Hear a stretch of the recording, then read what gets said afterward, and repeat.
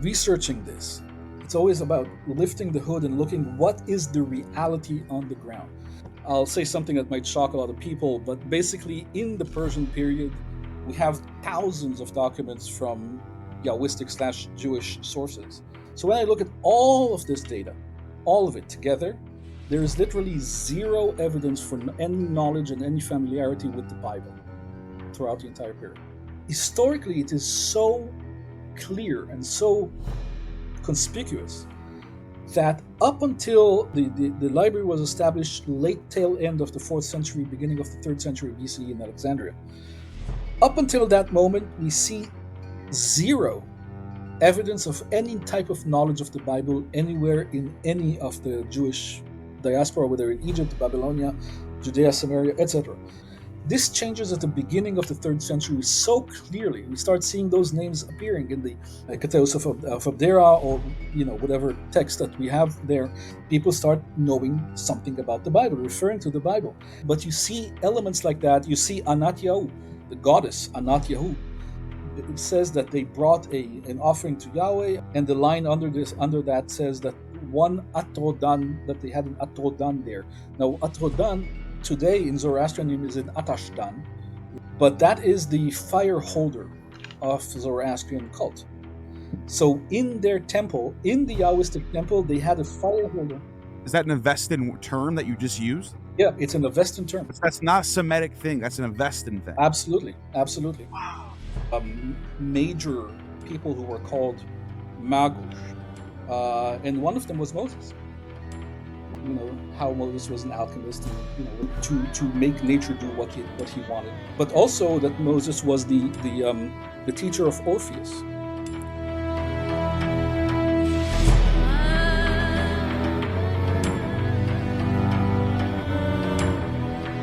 My special guest today, Professor Gad Barnea, who is a lecturer at the Department of Jewish History and Biblical Studies at the University of Haifa, as well as a research fellow at the Bible in its Traditions, a research project and flagship in the field of digital humanities. Barnea's scholarly focus is directed at researching and teaching the evolution and character of Yahwism under the Iranian Age of Empires, from the rise of the Achaemenid Empire to the fall Sassanian Empire. Specifically in the realm of cultic practices, Barnea's scholarship examines the dialogue and symbiosis of early Zoroastrianism and Yahwism, or early Judaism.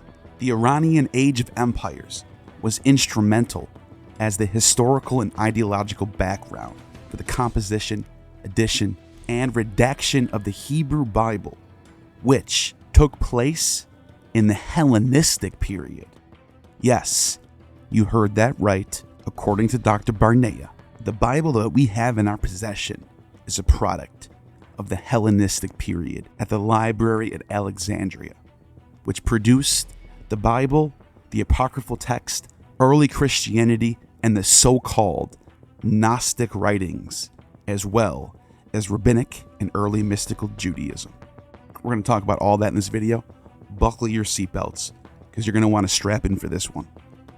And welcome back to the Gnostic Informant, and you are about to attain true gnosis. And today I'm joined with Professor Gad Barnea, all the way out. You're over in Israel right now, if I'm not mistaken, right? And Haifa University. Correct. And yeah, your work is really fascinating, because things that I've stumbled on in the couple of years that I've been doing this channel and talking to experts in the field like yourself.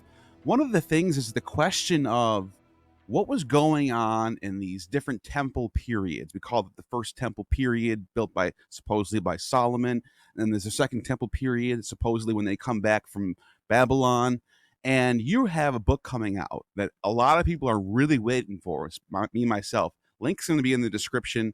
Where it's coming out in a couple months. I think is that so? A couple months. It's slated to come out on November 4th. Yes. Okay. So only a few months away, and it's. I'm telling all my followers, get this book, because it's going to shake some things up in this discussion. And the topic of this book is, what was Yahwism like under the Achaemenid period, the Persian period? And so And so, what are some of the misconceptions that people think about this time period and what was going on with, and why, and also why do we call it Yahwism and not Judaism?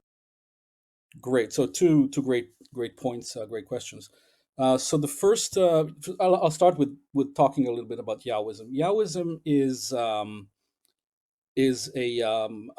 cult. I mean, speaking of religion for that period, I mean the word religion doesn't really apply to that early period. By religion, I mean a system of rules to follow, observances, and things like that. So I use the term cult. So Yahwism is a cultic system where the head of the pantheon, the main deity is, but not the only one, is Yahweh or Yahu as they wrote it. And so that is really the simplest definition is simply people who adhere as their main ethnic deity to the deity known as Yah or Yahweh. Um, that's really the simplest definition, and it's a pretty good definition because there wasn't really a lot more to it at the time. Okay, I'm putting the biblical image of that period aside from now. I'm talking purely from a historical perspective or archaeological perspective, and things like that. And so the Yahwism at the time was simply people who had their main ethnic deity, but I'm stressing that the main deity, not the exclusive deity, main deity Yahweh. But they certainly believed in other deities as well, um, in local deities, in imperial deities, and things like that. They certainly believed that these other powers, supernatural powers, have power over their own lives.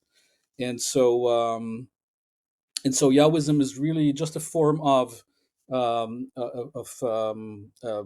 cultic adherence to the deity known as Yah, but with no specific observances and things like that. Now, what's interesting, many scholars and certainly many lay people who are interested believe that Yahwism morphed into Judaism later on, became more specialized, became adopted the features that we now associate with Judaism, and that's not the case. Yahwism kind of spawned Judaism off, okay, and by extension also Christianity and other Samaritanism and things like that.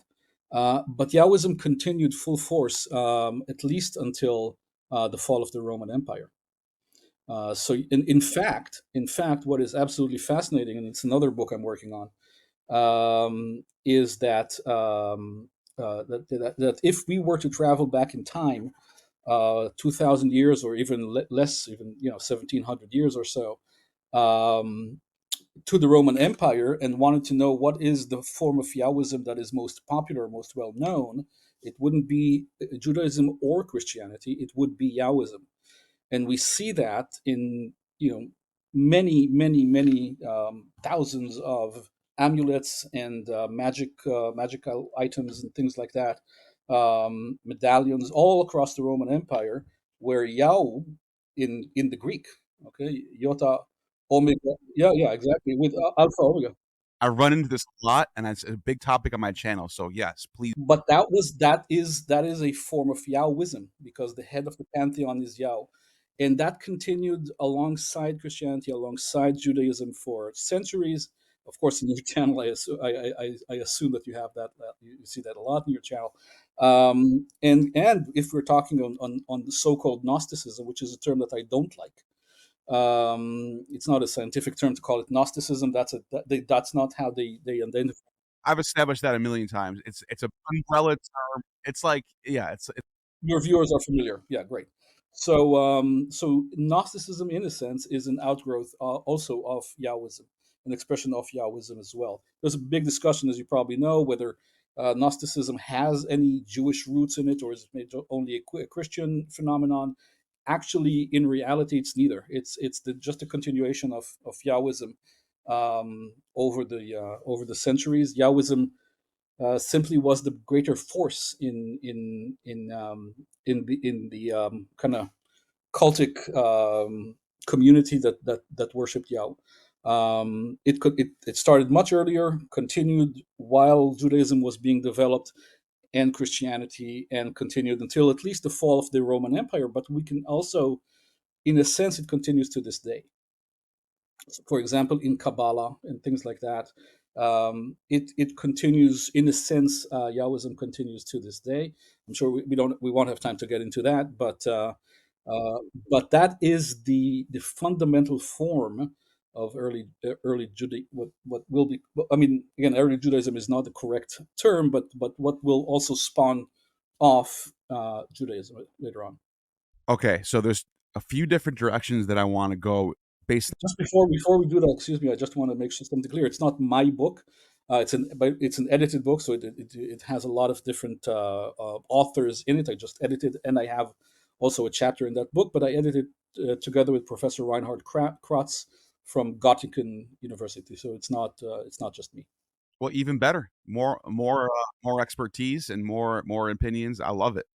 I always love books like that, or papers that are have multiple people involved. Those are good stuff to read. Yeah, we have really, I mean, top leading scholars. You know, Konrad Schmid, Margarita Vollmer, Tony Holm of Penn State University, Stefan Schorsch, and many others. Karl Vanderton, of course, Reinhard Kratz as well. So you really, in this book, you have truly the leading scholars in the field coming together. We initially it was a conference that I organized at the University of Haifa at the end in December of 22, and the book came as a result of that. It's not a proceedings book. It's not just a list of just a collection of the papers that were presented.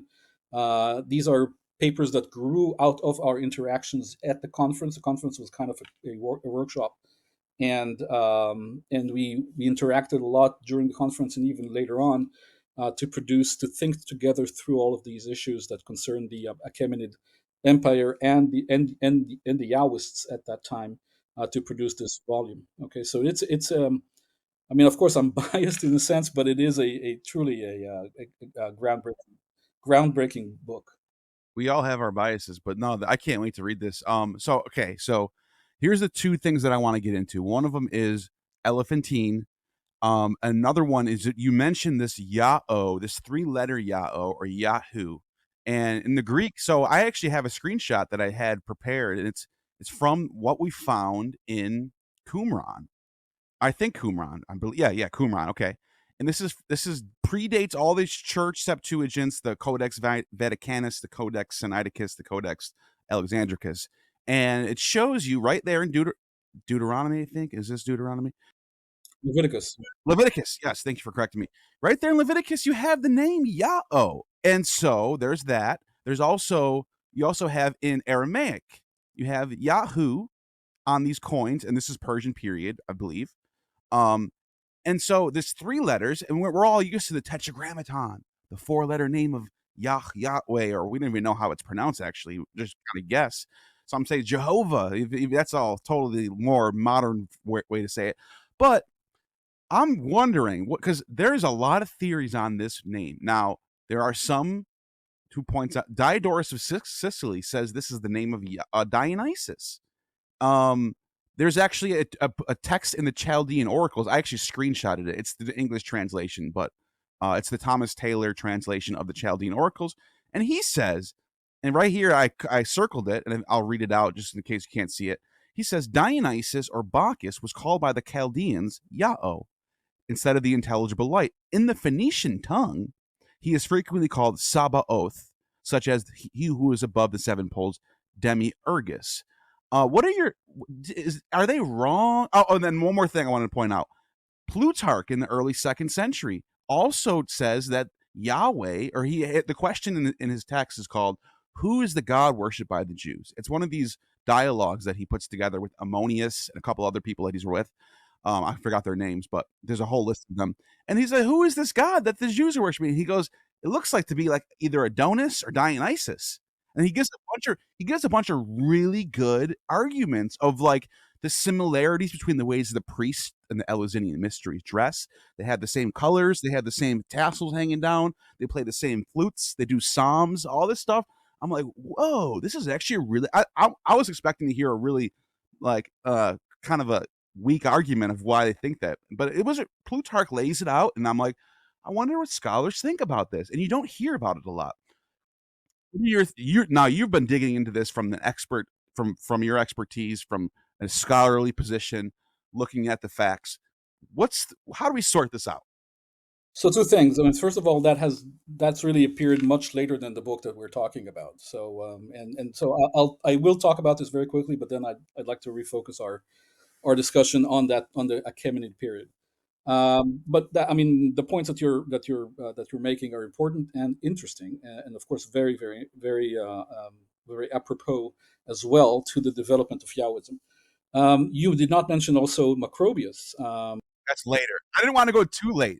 Well, but it's the same. It's exactly the same vein. I mean, we are talking later, but Macrobius, you're right. It's later, but the way I mean, and he's actually quoting a text from the second century. Yeah, it's right And here. so, Right here. yeah, He right, says right. he says this Yad-Yahu. I'll read it out for people so we can all be on the same page. He says, the Orpheans calling Eubolia good counsel point to this God having been provided for. If the plans of the mind are born of conception, the authors think that the mind of the world is the sun, from which the principle of understanding flows into men. They believe that the sun stood before the merit of good plan. Orpheus clearly pronounces that the sun in this free verse. And then it says in Greek, Helios on Dionysus, Epiklesin, Keleusian. And then he says under that right underneath that, he says one Zeus, one Hades, one Helios, one Dionysus, and then this is the part that you're getting into.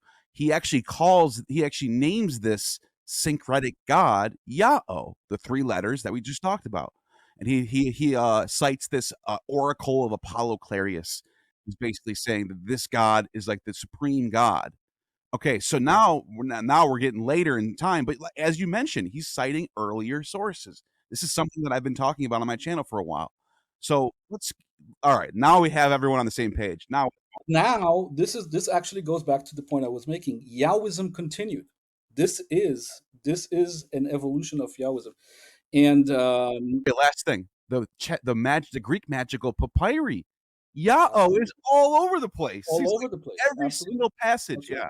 absolutely. So And that's why I'm saying, if we were to go back in time, 1700 or even 1600 years back, or of course 2000 years back, and we wanted to know what is the most popular form of Yahwism, of the deity Yah. Where is this deity being most kind of worshipped, or for lack of a better term, it would not be in Judaism or in Christianity. It would be much more. It not only were Yahwists in a sense very popular. Now, the reason I'm saying in a sense is that nothing was exclusive at that time. You could believe in your magic amulets and texts and things like that, and curse text, that Yahweh is going to protect you, but at the same time go and offer sacrifices to Mithra, and or to the Roman emperor, or to or different deities, etc. So nothing was absolutely exclusive.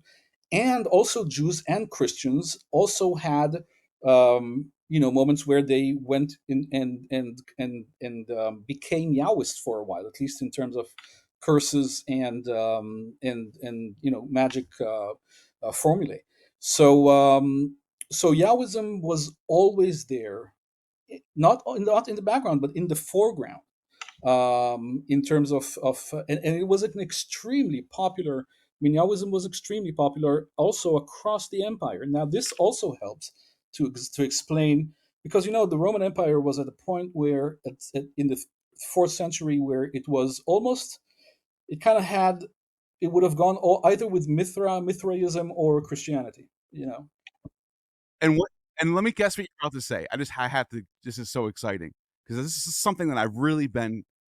I went into this evidence kind of blindly, just kind of leading see where it takes me, and I came to the conclusion that this explains the rise of Christianity in a way. Right. Exactly. This is what made Christianity a lot more palpable to the Romans, and this is why the early church fathers had to combat the remnants of Yahwism all over the empire, right? So that's what they wrote against what we call the Gnostics. In a sense, the Gnostics are simply Yahwists. Okay, and so the or what they call Gnostics, again, this term is so misleading, but all of the different sects, the Sethians, etc., all of these different forms of Yahwism are simply forms of Yahwism. A lot of them call themselves magus too. You hear that Simon Magus, Marcus Magus. So there's some sort of Persian stuff going on here, which is what we're going to get. Well, the magus. So magus. Now we're starting to go back to the Persian context, and I'd like to continue with that. But magus. In the Greek sources, there were several major people who were called magus, and one of them was Moses. Wow, So one of them, they considered Moses to be a magus as well in several Greek sources. Yep, that is and so fascinating. yeah, they considered Moses was. What's really interesting about Moses, about the figure of Moses, is if we were to go back even further back in time to the third century, and even the early second century BCE, but mainly in the third century, and even late fourth, so late fourth to the early second. And what we wanted to know what people think of Moses, we would get at least five completely different stories. You got Hecates of Abdera, right? Hecates of Abdera is probably the first That's person you right. ever. That's right. That's right. Well, that's one of the sources. Absolutely. Moses was seen as this military leader who defeated the Ethiopians, or one that defeated other Nubian tribes, or a magush, an alchemist, and it has echoes in the Bible. How Moses was an alchemist, and was able to do all these to make nature do what he wanted. But also that Moses was the teacher of Orpheus, because he was. I've been all over that verse because I want people to look, guys. These Alexandrians, these Jews in Alexandria, they're calling themselves Orphics. Basically, That's they're right. saying Yeah. Musaeus, this guy from Athens, is the same as Moses, and there's all. So tell us about that, and then let's get back to the Persians. Yeah, I mean that's just typical kind of popular etymology. In Greek, Moseus sounds like it's the muse, the muses, and so you hear that, and you're like, yeah, that's the teacher of Orpheus. He was also seen, as I said, as a magush, as an alchemist, as someone who can bend the rules of nature according to his will. And so yeah, and so that also shows that the story of Moses and who that was not decided even in the third century BCE. Okay, there was no canonical version. What's interesting in these versions of Moses is that they are not polemic. They're not even debating other versions. They're not trying to show how their version is correct and like the biblical version is wrong. They're simply ignorant. They don't know of the biblical version. Right. That's another important thing. Is like this Moses is completely different than we think of today. That's right. Well, it's not. That's what's interesting is it's not completely different. The Bible shows, I think, took all of these images of Moses that were already current in the region, in Ptolemaic, in the Ptolemaic regions, and is the Bible is polemic with those versions. So it takes elements. We do see elements, for example, of Moses doing supernatural things, parting the seas, all of the and tossing the rods, and they become so we do see elements that were popular in the Greek culture being adopted by the biblical authors, but we don't see the other way around. The earlier sources are not arguing; they are simply unfamiliar with the biblical sources. They present him as sort of like a superhero magus character who's Correct. Yeah. doing a bunch of magic, and he's kind of a hero type, typical of Hellenism, Hellenistic Absolutely. Yeah. hero character. Um, and it's okay, that is fascinating. You got this Musaeus character in Athens, and then there's Moses down in Alexandria, and they're sort of trying to figure out. They're trying to figure out if it's the same person or not. Orpheus also, and in the James Charlesworth Pseudepigrapha, there's a whole chapter on Orphica text that are these Jewish Orphica texts, And look at what Orpheus is. He's a psalmist. He's playing music on a harp, and it's theological music. He's called theologian. That's where that word comes from. The first time people ever use the word theologian is for Orpheus, and some of his texts are referred to as apocalypses, revelations. So a lot of the same technical terminology we're seeing for Judeo-Christianity, we're seeing in these Orphics in Alexandria. Yeah, absolutely, absolutely. What's interesting is also even in the second century, the Exagogue of Ezekiel. If I'm assuming you're familiar with that. That's a play, a Greek play that was written in Alexandria, probably performed in Alexandria, where a Jewish author that is completely Hellenized. I mean, he writes perfect. Tragedian, if I'm not mistaken, Yeah, right? yeah, exactly. He's Ezekiel the Tragedian, and even his version of Moses in the second century, so relatively late, second century BCE, is not exactly the biblical version. It's also kind of a mishmash. He is familiar now with the biblical version, and he is dealing with it, or at least a version that is very close to what we know from the Bible. But even in the second century in Alexandria, second century BCE, that's the story of Moses was still not completely canonized. Was not completely did not reach the form that we are familiar today. You ready for this? This is a question, and I want your answer might shock some people with this. Who is the first person that we can say with a name, not just always mentioned in some biblical text, but that we can put a name and a date on? Who's the first person to mention Moses? Well, I mean, it's hard to tell because we do have some sources that seem to mention Moses, but they are quoted in much later sources. And that we need a huge grain of salt for that. I mean, we do have Hecataeus of Abdera, yeah, Hecataeus of Abdera, but only quoted in much later Christian sources that are trying to make a point and are polemical. Oh, so you're saying that's the one they're citing That's right. because we lost the Hecataeus of Abdera. Correct. Yeah, we lost the original. So they're citing him. Now, in many cases, the citations are fine, but we need to take each case independently and evaluate how likely it is to be accurate. In many cases, I have my doubts, but let's be very open here and say, what, let's even accept that we're talking about Hecataeus of Dera, late fourth century. Um, so what's that? Like 320 BC, something like that. Right. So even then, if that is the first time a Moses is mentioned, that's very late. Very late. That's what I mean by like this might shock some people. How often is because okay, here's another thing that because I've been bouncing these ideas off with biblical scholars who are more on the not I wouldn't say conservative side. They're not conservative, but like they're more on like they're going with the what's the earliest we can date it. We're kind of going at we're trying to find the exact time where we can date things based on what we know for sure. These these scholars, and I'm not going to name names here, but like they're going with like, oh, what about 7th century BC? There's a reference here in one of the prophets. Is there do the prophets seem to know Moses? I don't think they do.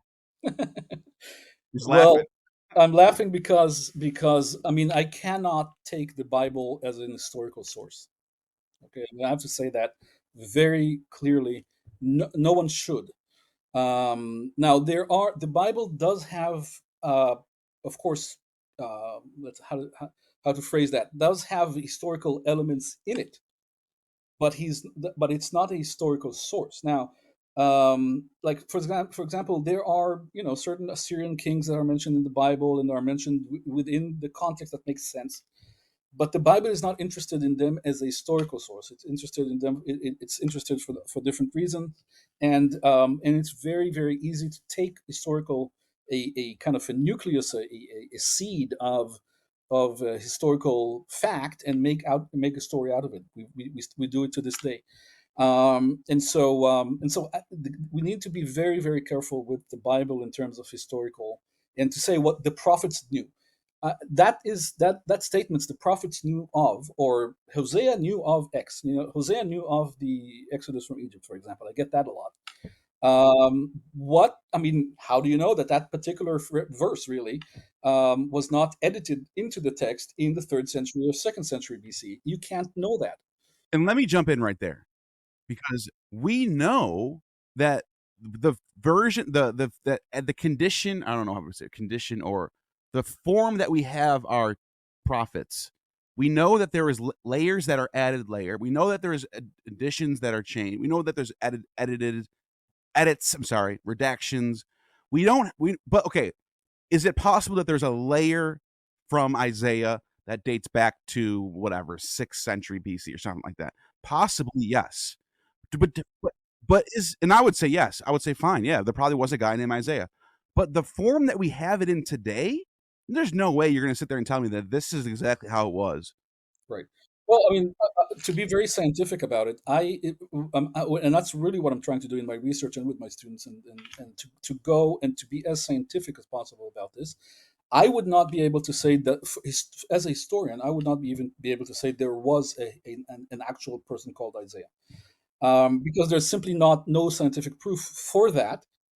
But I could, but is a text, some pericope, some text that is currently in what we know from Isaiah, from the book of what's called the Book of Isaiah, that was already authored in the seventh century? Sure, why not?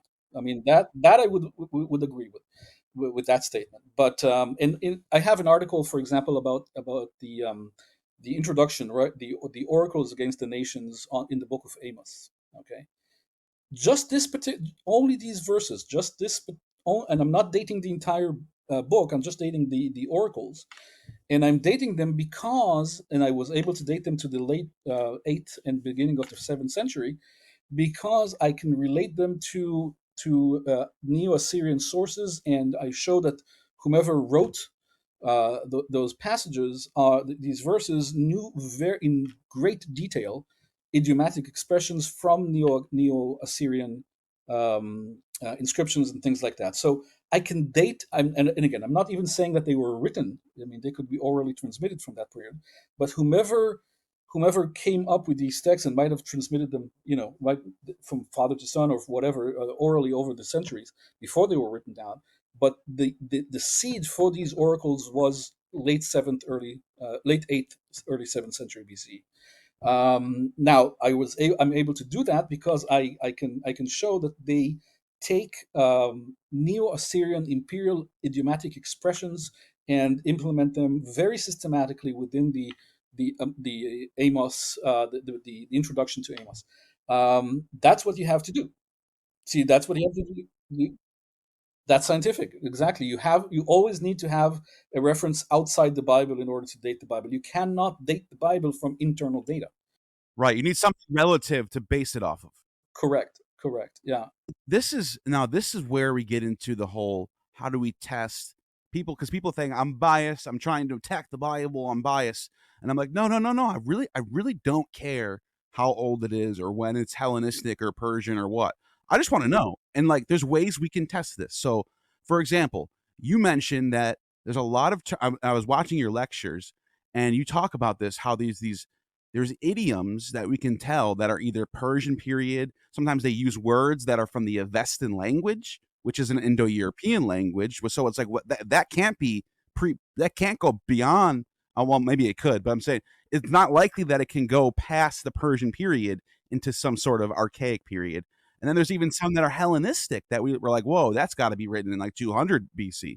So to sort of bring it back to the Persian period, how do you test and determine what is Persian period versus what is not?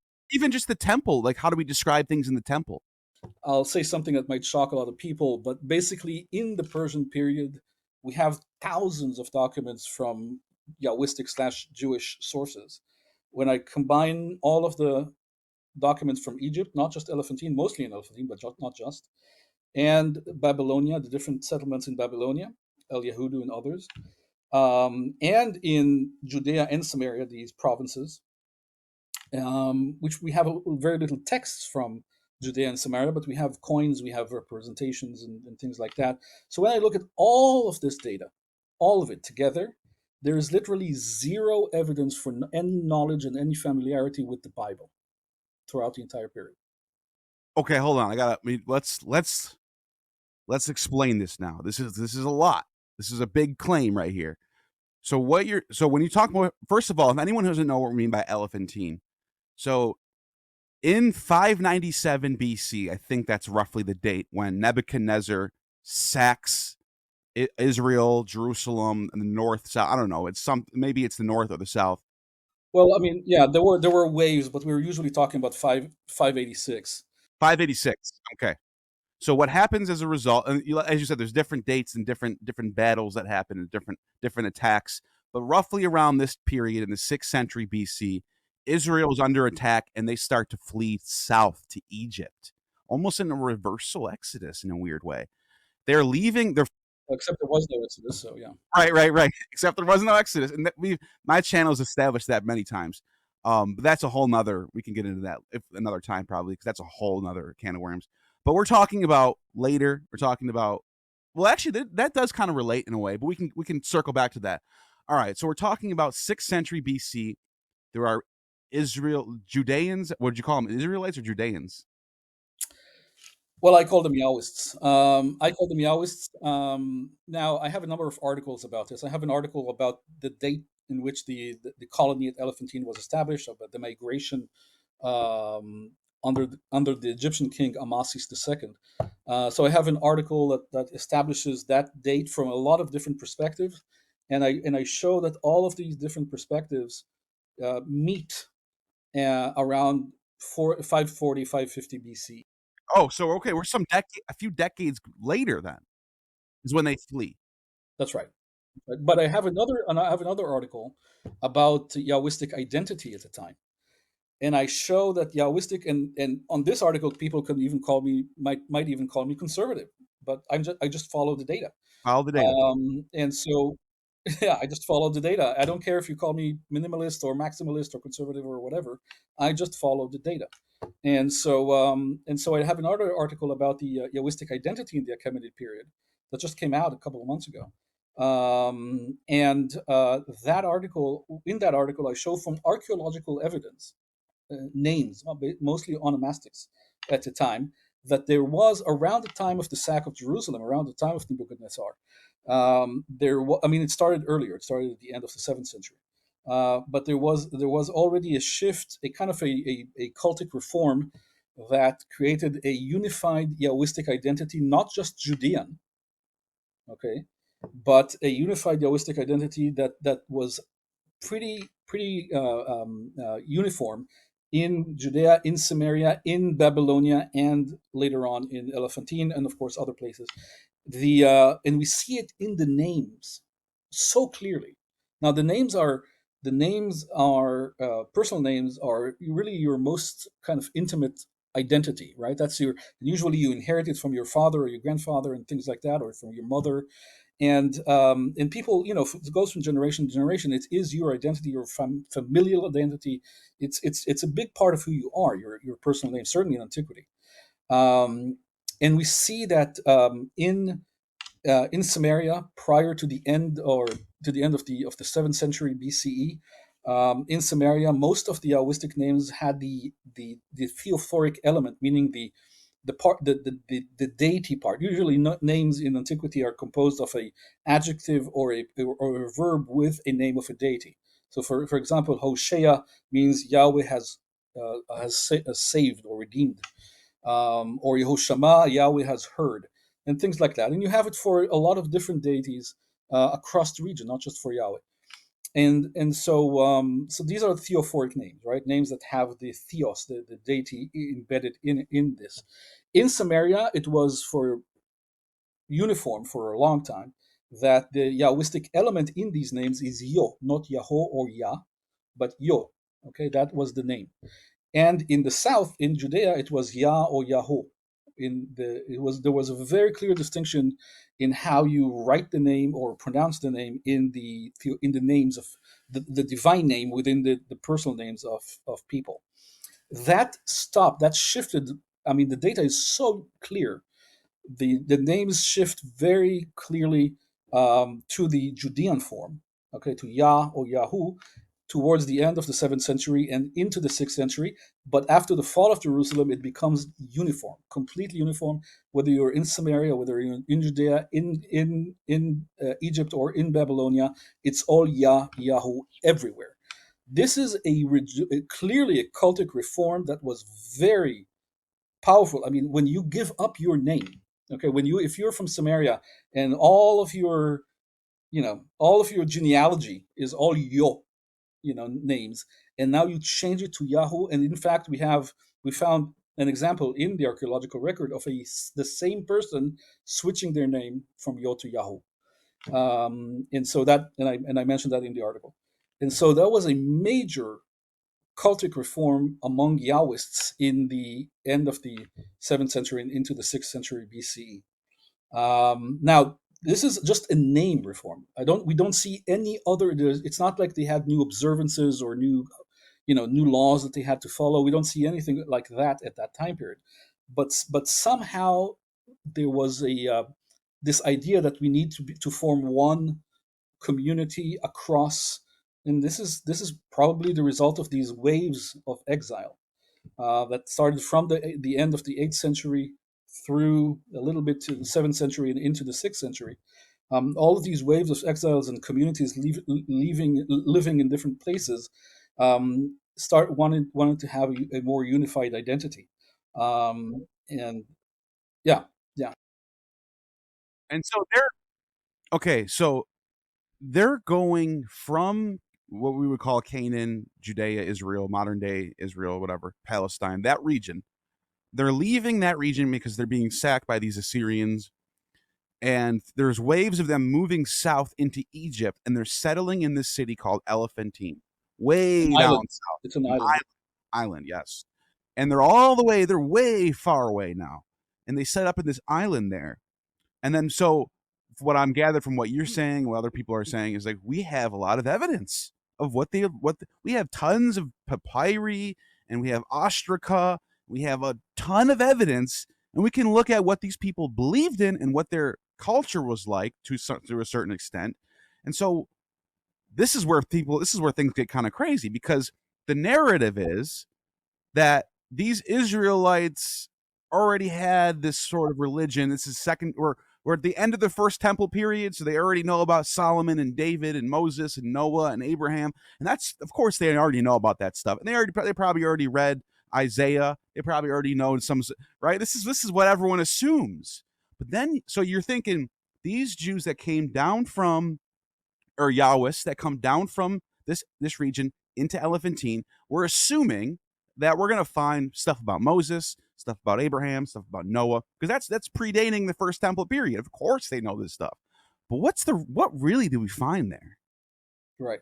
So of course, none of this predates the Persian period or even the Hellenistic period. I would say. I mean, I wouldn't say none of this, but so. I mean, I'm sure that the editors and the redactors and even the authors of many parts of the Torah, of the Pentateuch, used older material as well. So some strands of older material is there certainly, and even going back centuries.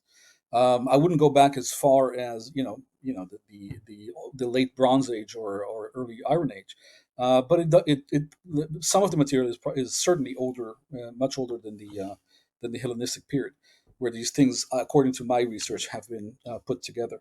Um, but in Elephantine, it's fascinating the community at Elephantine, as I said, not just Elephantine, everywhere. I mean, as I said, we have thousands of documents. If we combine everything from Egypt, again, not just Elephantine and Babylonia and the provinces of Judea and Samaria, if we combine all of this together and look for the smallest hint of familiarity with the Bible, there is none. There's simply none. The Bible simply did not exist. So how many thousands? How many texts do we have? First of all, how big is the sample size of text that we have there? Can we get some estimation? Is there 1,000 texts? Is there 100? Is there 500? What do we? When I say texts, I mean I'm combining ostraca and papyri together with tablets in the El Yehuda, and that we're talking about hundreds of tablets, several hundreds in the Elephantine, and Egypt in general. And of course, all of the numismatic, meaning coins that are also very important, different shards, different names, things like that. Even the Wadi Dalia documents, which were found in Samaria in the late 4th century or middle 4th century BCE, those are really interesting because those papyri that again found in Samaria, written by Sumerian Jews, Sumerian Yahwists, are contracts in which Yahwists are selling Yahwist slaves who are also Yahwists to other Yahwists. When this, of course, goes against what's written in the Torah, but they are clearly doing something that is completely against the. We have a lot of examples of things that are completely against the Torah, and you can excuse every one of these single examples, say, and start to explain. Well, maybe profit was more important for them than adherence to the laws. You can excuse every single, but when you look at the totality of the data, okay, it is absolutely, there's only data that of stuff that either is completely ignorant of the Bible or completely goes against it of what is said, but there's not one single a piece of evidence we can point to that says these people were familiar with the Bible. Nothing. I mean, look, people often ask me, well, what kind of documents do you have at Elephantine or in other places? Most of the documents are legal documents, contracts and things like that. But we do have personal letters. We have ostraka. Ostrakas are like basically the WhatsApp of the ancient world, right? These are short messages that you give that you give to someone in the market to pass on to someone else. And so these are kind of the quick communication methods in the ancient world.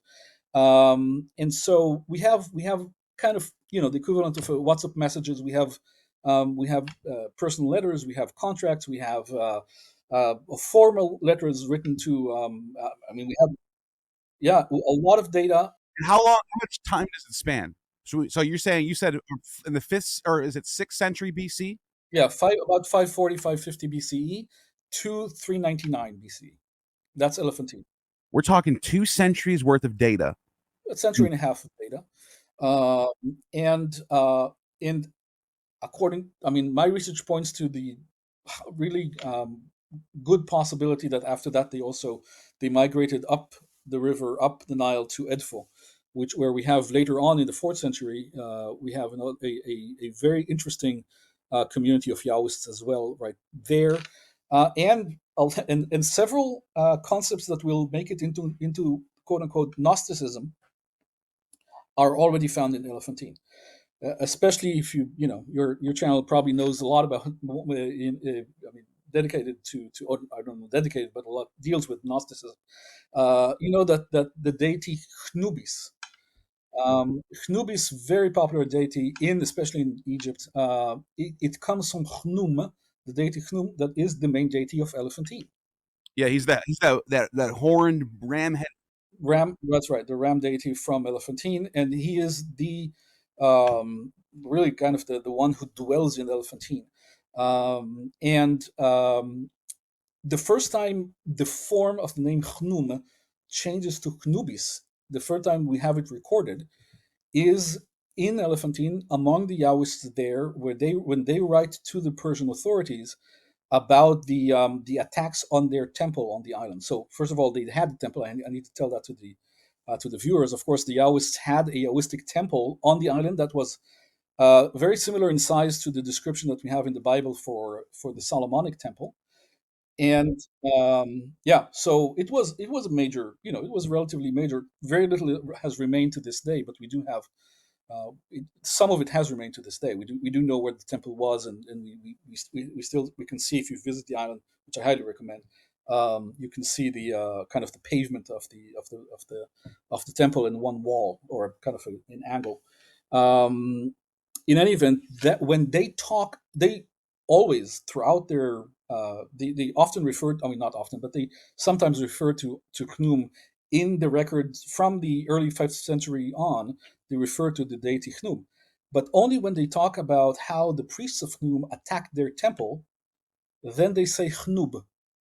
Okay, so they move to this term Chnubis. that will become so popular, as you know, in so-called Gnostic circles.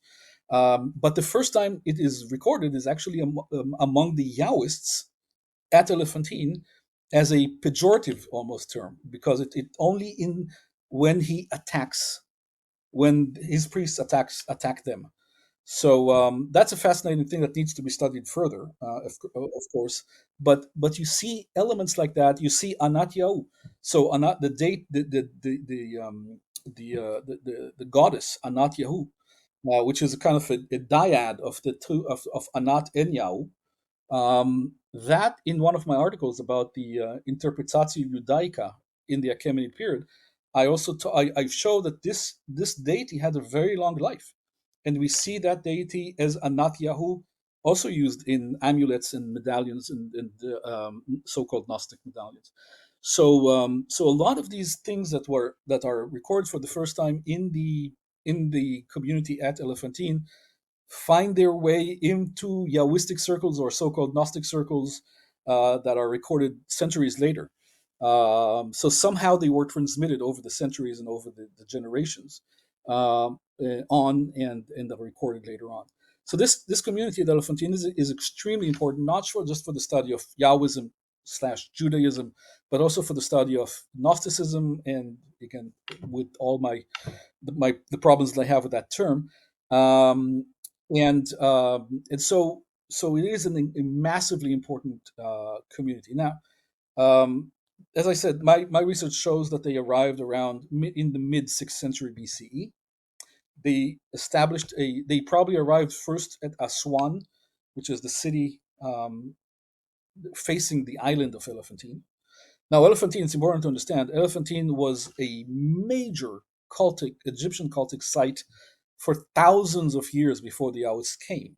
Okay, Herodotus writes about it too. Herodotus, Herodotus was there when they were there. Okay, right? so Yeah. and he doesn't mention them, but he was He like he says probably he saw. says there's 12 gnomes. I think he kind of says.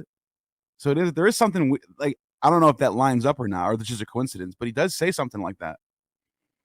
But you're right. He Yeah, doesn't say I mean, anything about Jews or Yahweh or anything like. no, I mean he for him, because he probably saw them as Persians. I mean, for him they represented the empire. But Herodotus was there, and certainly recorded that. But my claim is that, and this is what archaeology shows us for the island, is that they first came to Aswan. Aswan is maybe 100 meters, 200 meters away from the island. I mean, it's really close. And so they came to Aswan, settled there for a while, built a temple on the island. That's another mystery we don't really understand. The only cultic system, the only people that were allowed to build a temple on Elephantine. Again, Elephantine was, as I said, a major cultic center in Egyptian theology for thousands of years before the Jews came, before the Yahwists came. And so, I mean, it was believed. I mean, it was the reason it was so important is this is the first cataract of the island. Okay, so if you navigate down the Nile, that's where the waters start being unstable. You know, it's a cataract. And you can't really navigate the waters anymore. So in Egyptian world the conception, the waters of the annual inundation of the Nile came from Elephantine. Okay, so they had an idea that there's a well and there are two caves under the island from which the waters flow into the Nile and in fact into the entire globe, and that's the source of waters for the entire world. It's Sort of like funny a board, because sort of like border of the empire in a way. yeah, but yeah, I mean, kind of the border of the empire shifted constantly, but this was in terms of the waters. This was the source of the waters for the entire, because it was the first cataract. It was such a big deal. It is still the first cataract, of course, and it was such a big deal for them. That was the source of the waters flowing from into the Nile, and then from the Nile into the Mediterranean, of course, and into the entire world.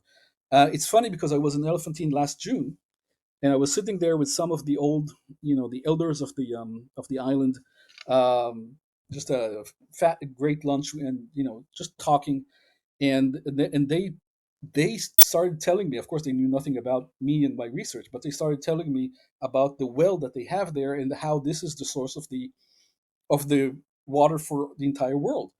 And I felt like Herodotus. You feel like, I mean, that's exactly what Herodotus heard in his day. I mean, he heard the elders of the island saying exactly the same legend to him as if it was, that's what they believe, and that's fine. I respect that, but still, that for me, that was I was really moved by this because you hear firsthand the same story that Herodotus wrote down, 2,500 years ago. It's a pretty amazing experience. Anyway, so this island was a major cultic center because of the annual inundation of the Nile, and therefore, the cult of Khnum, of the deity Khnum, was so important there, and it literally affected the economy of the entire land of Egypt. Um, the fact that they allowed the Yahwists to build a temple that was literally adjacent to the temple of Khnum is something that we can't really explain sufficiently yet. But there must have been some kind of another term that I'm not a fan of, syncretism, some kind of connection that the Egyptians also accepted between Yahoo and Khnum, and which is why they would allow that.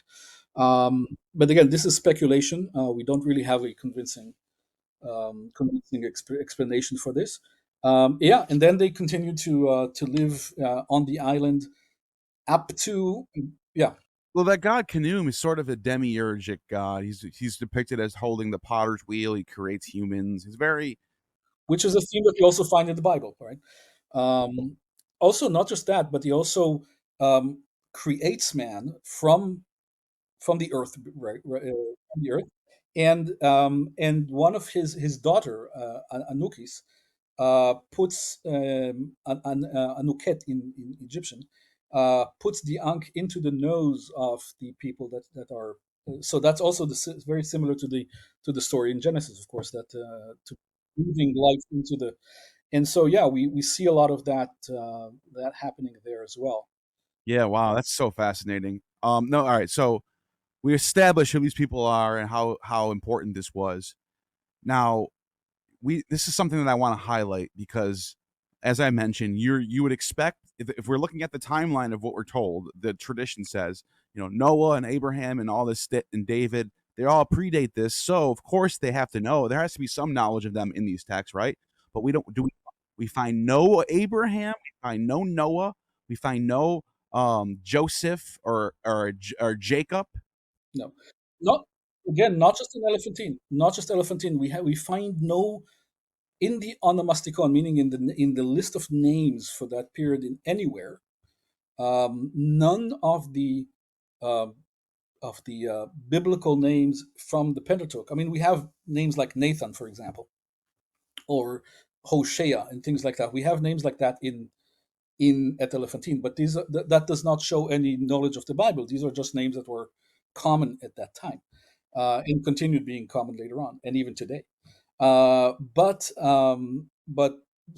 but names that are clearly biblical, like the names of the 12 tribes, for example, or the names of Aaron and Moses, or the names of the patriarchs.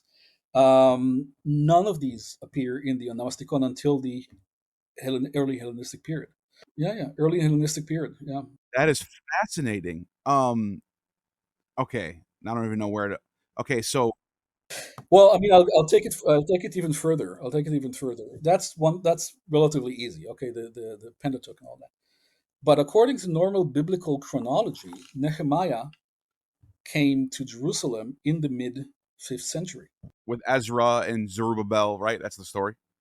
Well, yeah, people are debating who came first, Nehemiah or Ezra, etc., and Zerubbabel, all of that. But I'm talking specifically about Nehemiah coming to Jerusalem in the mid fifth century, and then becoming governor, and ruling there for a while, going back to Babylon for a while, and then going back. All of this decades, pass, and then going back to Jerusalem in 407 BCE.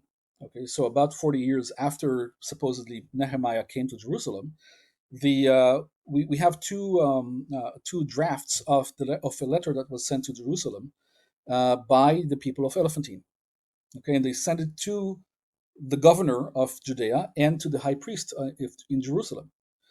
And so this governor in Judea was either the immediate successor of Nehemiah, if we suppose that Nehemiah was a historical figure and that he was, and the biblical chronology is correct, then this governor that they're writing to is either the immediate successor of Nehemiah or maybe, you know, the successor of the immediate successor, because we don't know how long the successor. I mean, we don't know exactly what the list of governor was, but but Nehemiah was clearly still in living memory in 407 BCE, if the biblical chronology, the accepted biblical chronology, is to be trusted.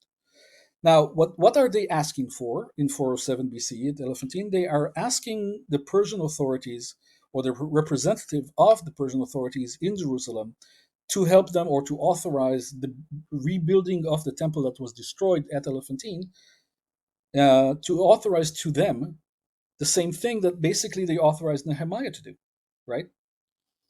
I mean, they're asking, the people of Elephantine are asking the same thing that, according to the Bible, was allowed to Nehemiah, but they don't mention Nehemiah. See what I'm saying?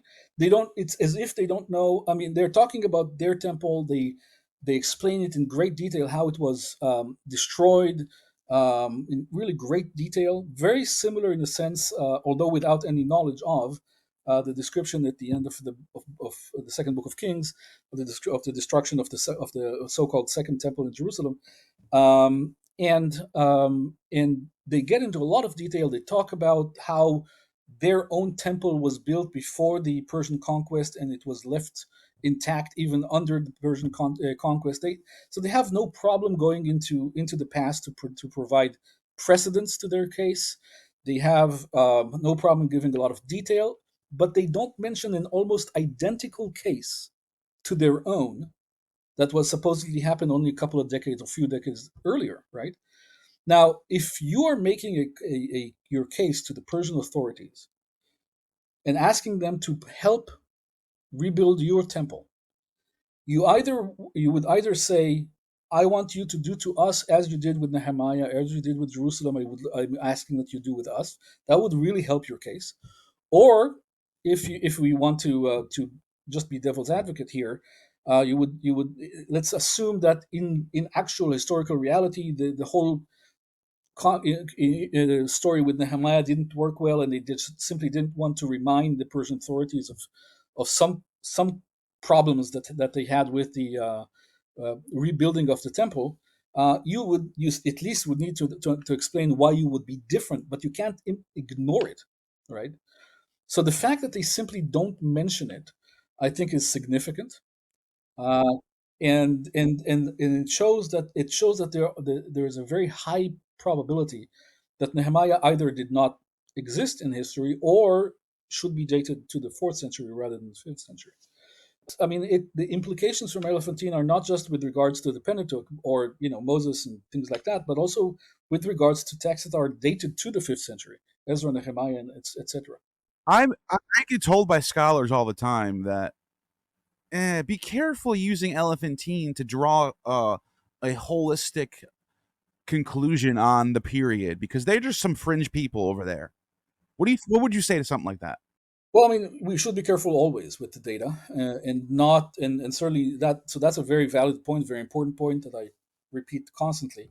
The prism of Elephantine is not everything. It's not. It's certainly not everything, and that's why I always look at other places. So I compare Elephantine to other places in Egypt, or to, if possible, or to other locations in the provinces of Judea or Samaria or in Babylonia, and very often you will find a lot of symmetry.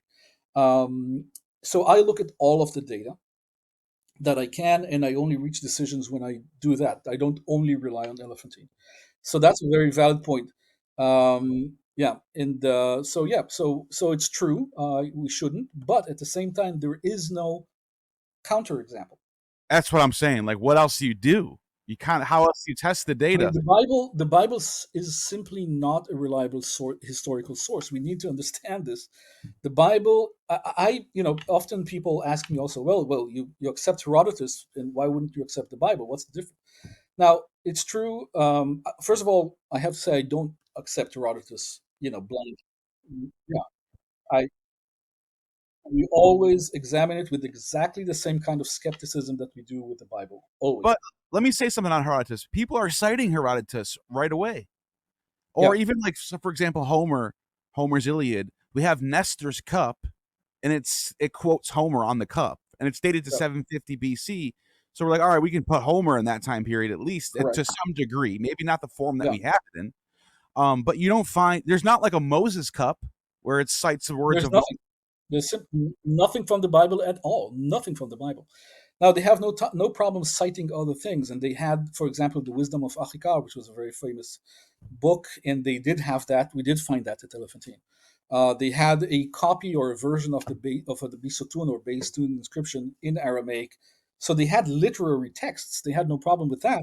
They just didn't have the Bible or any quotes of the Bible. They didn't use idiomatic expressions from the Bible. They are being persecuted, so that's really important. In from around around 415 ish BCE to when their temple was destroyed in 410 BCE. But they were persecuted again, not for cultic reasons, they're for political reasons.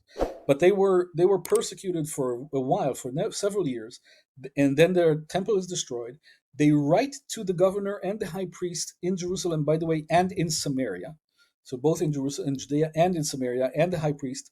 They write to them, to their co-religionists, without any mention. I mean, these are Jews persecuted in Egypt, writing to their co-religionists in Judea, not a word about the Exodus, about Moses, about. So, I mean, again, you would. That's pretty. Again, every story, every element like that, every data point like that can be explained away. You can say, well, maybe they didn't want to go into the.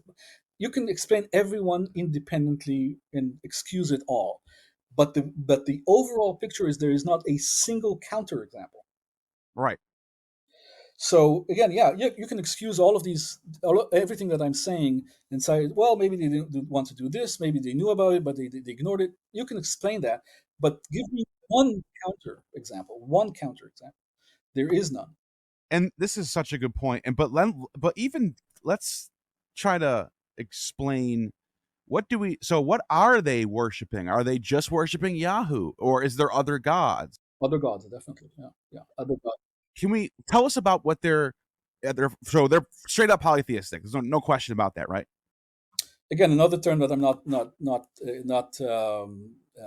comfortable with, as you know. The terms polytheistic and monotheistic, they're I agree with you. But just for people who understand these terms, Right, they are not. There is no monotheism in the ancient world. I mean, strict monotheism in the ancient world at all. It wasn't even a concern. It wasn't. I mean, and strict monotheism, by the way, is an Islamic innovation. Really, the tawhid, this uniqueness of God, and absolute monotheism, is an Islamic innovation. Um, and so, but what they had at Elephantine, so their main ethnic deity, the deity that you find in many of, not all, of their personal names, is Yahweh. And the temple that they built, and they certainly invested a lot of resources into building, is the temple for Yahweh. And they also claim that Yahweh dwells in Elephantine. Literally, he dwells at Elephantine. you don't hear that. I've never heard that before. That's something. Yeah, but they literally say that. And so they don't say he doesn't dwell in Jerusalem or in Mount Gerizim or in other places, but they say he does dwell there at Elephantine. Now, and so again, the temple is I mean, the temple was, with cedar wood ceilings and bronze doors and stone. I mean, it was a very sumptuous temple. And so that their main deity, certainly the main ethnic deity, was Yahweh. But they also take oaths in the names of other deities. They also say that Knum is against them, is attacking them because of something that happened. He's like us Satan, or one Satan. Right, right, right. And so, and also, very interesting. Really, in the last year or two of their time on the island, We have a fascinating document again in this article that I have on Interpretatio Judaica. In the Achaemenid period, I go into detail on this. There's a fascinating papyrus, long papyrus, of contributions that the Yahwists on Elephantine make. 2 shekels, 2 shekels, 2 shekels. They are making contributions. It begins with these. This is the contribution for Yahoo, and at the end, after all the accounting is done of all of the contributions, you have a list of the monies that were. I'm just translating in my head, but the monies that were collected on this day to Yahweh, Anat Bet-El, and Eshem Bet-El. So there's a triad.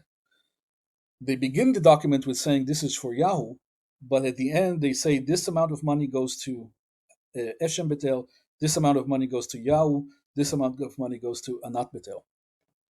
And Eshem Bet-El and Yahoo get almost exactly the same amount. I mean, very, very small difference between the two. Yahoo gets a little bit more. But Eshem Bet-El, and there's a discussion whether it's a feminine deity or a masculine deity. Anat Bet-El is clearly a feminine deity. But it is a triad, a Yahwistic triad. And interestingly, two of those deities are really dyads because Eshem Bet-El is Eshem and Bet-El, and Anat Bet-El is Anat and Bet-El. So you have 3 or 5 different deities that are receiving significant contributions from the Yahwists. These are all people, or mostly people with Yahwistic names. By the way, there were Yahwists that had Egyptian names, okay, and so we have, or even Persian names. So we have the name. If the name is Yahwistic, it clearly shows that the person was most probably a Yahwist. But we also have clearly Yahwists who take on Egyptian names. We have people with Egyptian names who give their sons and daughters Yahwistic names. We have a Yahwist who gives his son a Beth-El name rather than Yah. So they had now around 420 BCE. There was some kind of reform on the island, very clear reform that changed. I mean, this community has one form before 420 BCE and another form after 420 BCE. Yeah, and so there was clearly a reform. I won't get into that because that would probably add another hour to this discussion. But there was clearly a reform that, but in any and that reform got them a lot closer to the Persian slash Achaemenid Zoroastrian or really early Zoroastrian format. Really interesting. That, that is again one of my article on the Interpretatio Judaica goes in a lot of detail on that. Is that they say when they talk about the destruction of their temple, one of the documents, they have several documents describing it, but one of the documents talks about it says that they brought an offering to Yahweh. I mean, it's very fragmentary, and the line under that says that one atrodan, that they had an atrodan there. Now atrodan is in today in Zoroastrianism is an atashdan, in just a different format, but that is the fire holder of Zoroastrian cult. So in their temple, in the Yahwistic temple, they had a fire holder. Is that an Avestan term that you just used? Yeah, it's an Avestan term. That's not a Semitic thing. That's an Avestan thing. Absolutely, absolutely. Wow. Now I've had people say, and this is in my article that is in the book that we're talking about. My paper in that book it goes into a lot of detail on this, and some people say, well, it's a fire holder. A lot of people translate it as a fire altar. I don't use the term fire altar because it is not an altar. It is a holder of fire. There's nothing sacrificed or offered on it. The Zoroastrians don't offer anything on this. Yeah, So but there's this no. is exactly Yeah, what the Zoroastrians are using to absolutely not worship. They're not worshiping the fire, but they're using the fire. venerate the fire. That's correct. That is the center of the yasna, the Zoroastrian cult. So they had this, and they use. I mean, if they wanted to just simply say we have something that holds fire, not necessarily Zoroastrian, but something that holds fire in the temple, they could have used the Aramaic Duda de Nura or something like that in Aramaic. But they use the Avestan terminology. Use the technical cultic term, the Avestan term, in in that to describe what they have. So the level of assimilation is very. I mean, when you have in your own temple a Zoroastrian fireholder, and you're using that term, that cultic term, I mean, you know what you're doing when you're using this technical term. Again, if they just wanted to say we have something that holds fire, it's very easy to say it in Aramaic, right? It's really easy. And in fact, in the Talmud, where they lived in Sassanian times and they live among Zoroastrians, they had no problem talking about the fire temple, Bidinura or Binura. So they have no problem using pure Aramaic to describe what it is without using Avestan terms. And in Aramaic is the imperial. So it's a Western slash Persian. It's not purely. I mean, the Attar of Dan is an Western or really Iranian term. But in any case, it's a Indo-Iranian term that is very, of course, also very frequent in the Avesta. Wow, imperial Aramaic is like the imperial tongue of the Persians, if I'm not mistaken, right? It's the imperial tongue. I mean, it's the lingua franca of the day. It's not a Persian language. Uh, but Persians and Aramaic have a very long story, history together. Even, I mean, Middle Persian, of course, has takes a lot of And then that kind of explains why Cyrus the Great is considered to be the Messiah in some of these later texts that come in the Hellenistic or Persian period, maybe. Um, right? Is that what you would date Isaiah to, a Persian period text? What would you say about that? Or who knows, right? It's really, who knows. I mean, the Cyrus's renown and his and the, all. I mean, you know that Alexander the Great revered Cyrus. Yes. And so the fact that someone makes a big deal out of Cyrus does not help date this. I mean, you can have Cyrus as a big name centuries later, so that doesn't really help. The question here I would ask as a historian is who has the interest in introducing Cyrus as a Messiah? Why? What was the reason to do that? That makes sense for a Persian period thing, though, right? No, not just. I mean, Cyrus was very popular also in Hellenistic times. So Yeah, it's hard to say. it's hard to say. I don't want to focus too much on that part. I wanted to ask you, and I don't want to get too far off. I wanted to ask you, is this just in Elephantine's Yahoo temple where they're using the fire, or is this also in Samaria? Well, excellent question. We don't know. I mean, we know there's only one mention of this fire holder at Elephantine. Fascinating. I mean, the context is really clear. It's the temple. It's also in the context of offerings and things like that. It's a fascinating little, but it's very fragmentary. But it does appear very clearly in that fragment. But we don't have. I my again, it's purely speculative, but I do think that 420 BCE was a watershed moment in the relationship between the Persian Empire, the Achaemenid Empire, and the Yahwists all across the empire. Now, when I started looking into that, I said, well, we see it very clearly at Elephantine. We really see after post 420, which is Darius II. So post 420, we see a major shift and a lot more assimilation with Persian ideals, Persian ideas, and even going to a really extreme measure, extreme in our eyes, but a very significant measure of having a fire holder within the temple to Yahweh at Elephantine. Um, and that must have been, because it's a relationship with the Yahwists and the empire. That must have been true of all Yahwists everywhere.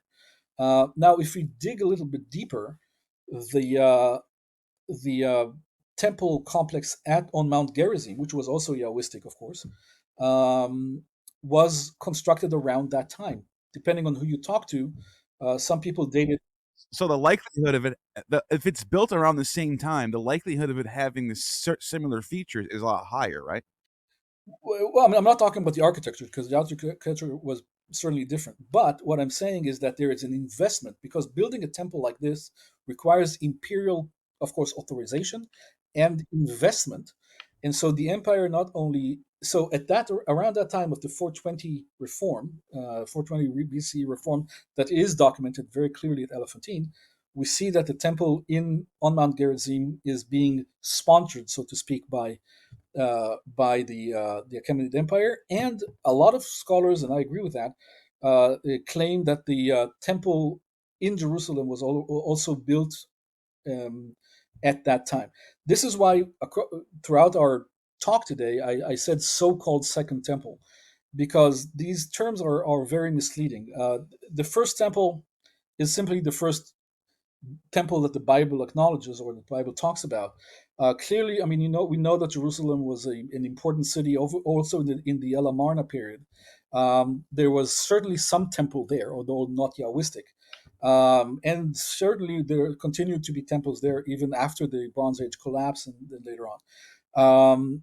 Because there is no city without a temple in the ancient world. Simply, there must have been a temple. You can't, even if it's under even if it's under the sky, but there's some sacred space within the city. Okay, so I mean, in the ancient world, it's completely inconceivable to have a city without some kind of temple. A city would simply be not protected if it didn't have a deity protecting it. So the concept of a city without a temple is impossible. So there was some kind of temple, and so the whole concept of a first temple is not historical. I mean, the concept of a first temple. There was a temple. Whether there was a Solomonic, whether it was a historical Solomon is another question. Whether this one is a whether he actually constructed the temple is yet another. But let's say there's this. We call that the first temple. Then what is the second temple? When was another sacred area built in or accepted in Jerusalem? The normal chronology says 516 BCE, according to the chronology that's suggested in the Bible. But that date is simply there in order to provide a 70-year gap between 586 and 516. They need that to happen to. They need that to happen. Yeah, exactly. So you need to have the 70 years because that's prophecy, and so that is not established. That's not a historical. If I'm looking at it again scientifically, I cannot take that as a historical fact. And then clearly there was something that was built with someone at the time, a Nehemiah or someone like that, somewhere in the 5th century. And we know from archaeology that on Mount Gerizim, which was as Yahwistic as Jerusalem was, there was no difference in terms of authority between. And we also find Judeans making offerings on Mount Gerizim. So Mount Gerizim was a completely legitimate temple for Yahwist at the time, not less so than Jerusalem. And there was also definitely a Yahwistic temple also in the town of Samaria as well. We talk about this in the book that that we're actually talking about, supposed to be talking about here. There's also articles that refer to Samaria and the cultic context in Samaria at the time as well in the Achaemenid period. So this we're talking about a very complex picture at the time, and we start seeing towards the end of the 5th century BC. Again, there are people who date the construction of the Mount Gerizim temple to the mid 5th century, based mostly on coins and things like that were found. Coins are not enough to date because you can have a coin that comes from an earlier period. Simply, there's no reason to switch to a new type of coin so long as the weight of the coin doesn't change. So people used coins for a long period of time even after they were issued. So these are not good reasons, but I think there are much better reasons to date it to the last quarter of the 5th century, and that fits this Persian support for the Yahwists. And probably the temple in Jerusalem was built at the same time, as part of this same policy towards the Yahwists around the same time. Now then you have Herod's temple, right? Is that the third temple? If you're talking about the second temple, is that the third? I've always asked that. I've always said that too. How do you? And that's funded by Augustus. Yeah. So this this terminology of Second Temple, First Temple, this is completely, it's not a scientific, it's not a scientific terminology. Yeah. Now, when I first encountered you on the internet, it was actually, this is what I'll just say what happened to tell the story real quick. Dan McClellan retweeted a post about the Elephantine community was just like the Israelites. They had a Passover and everything. And I saw this and I just thought to myself, this is so misleading. And I started, so I went in there keyboard warrior style. Wait a minute, they don't even mention Abraham. There's no Moses, there's no Noah, there's no Jacob. I was like, what are you talking about? And I didn't even know that there was a Passover. And then they were like, oh, here's where it says Passover. And they're talking about the letter from 419 from people saying that Darius is allowing us to have a Passover. And then you came in and said, wait a minute, not so fast.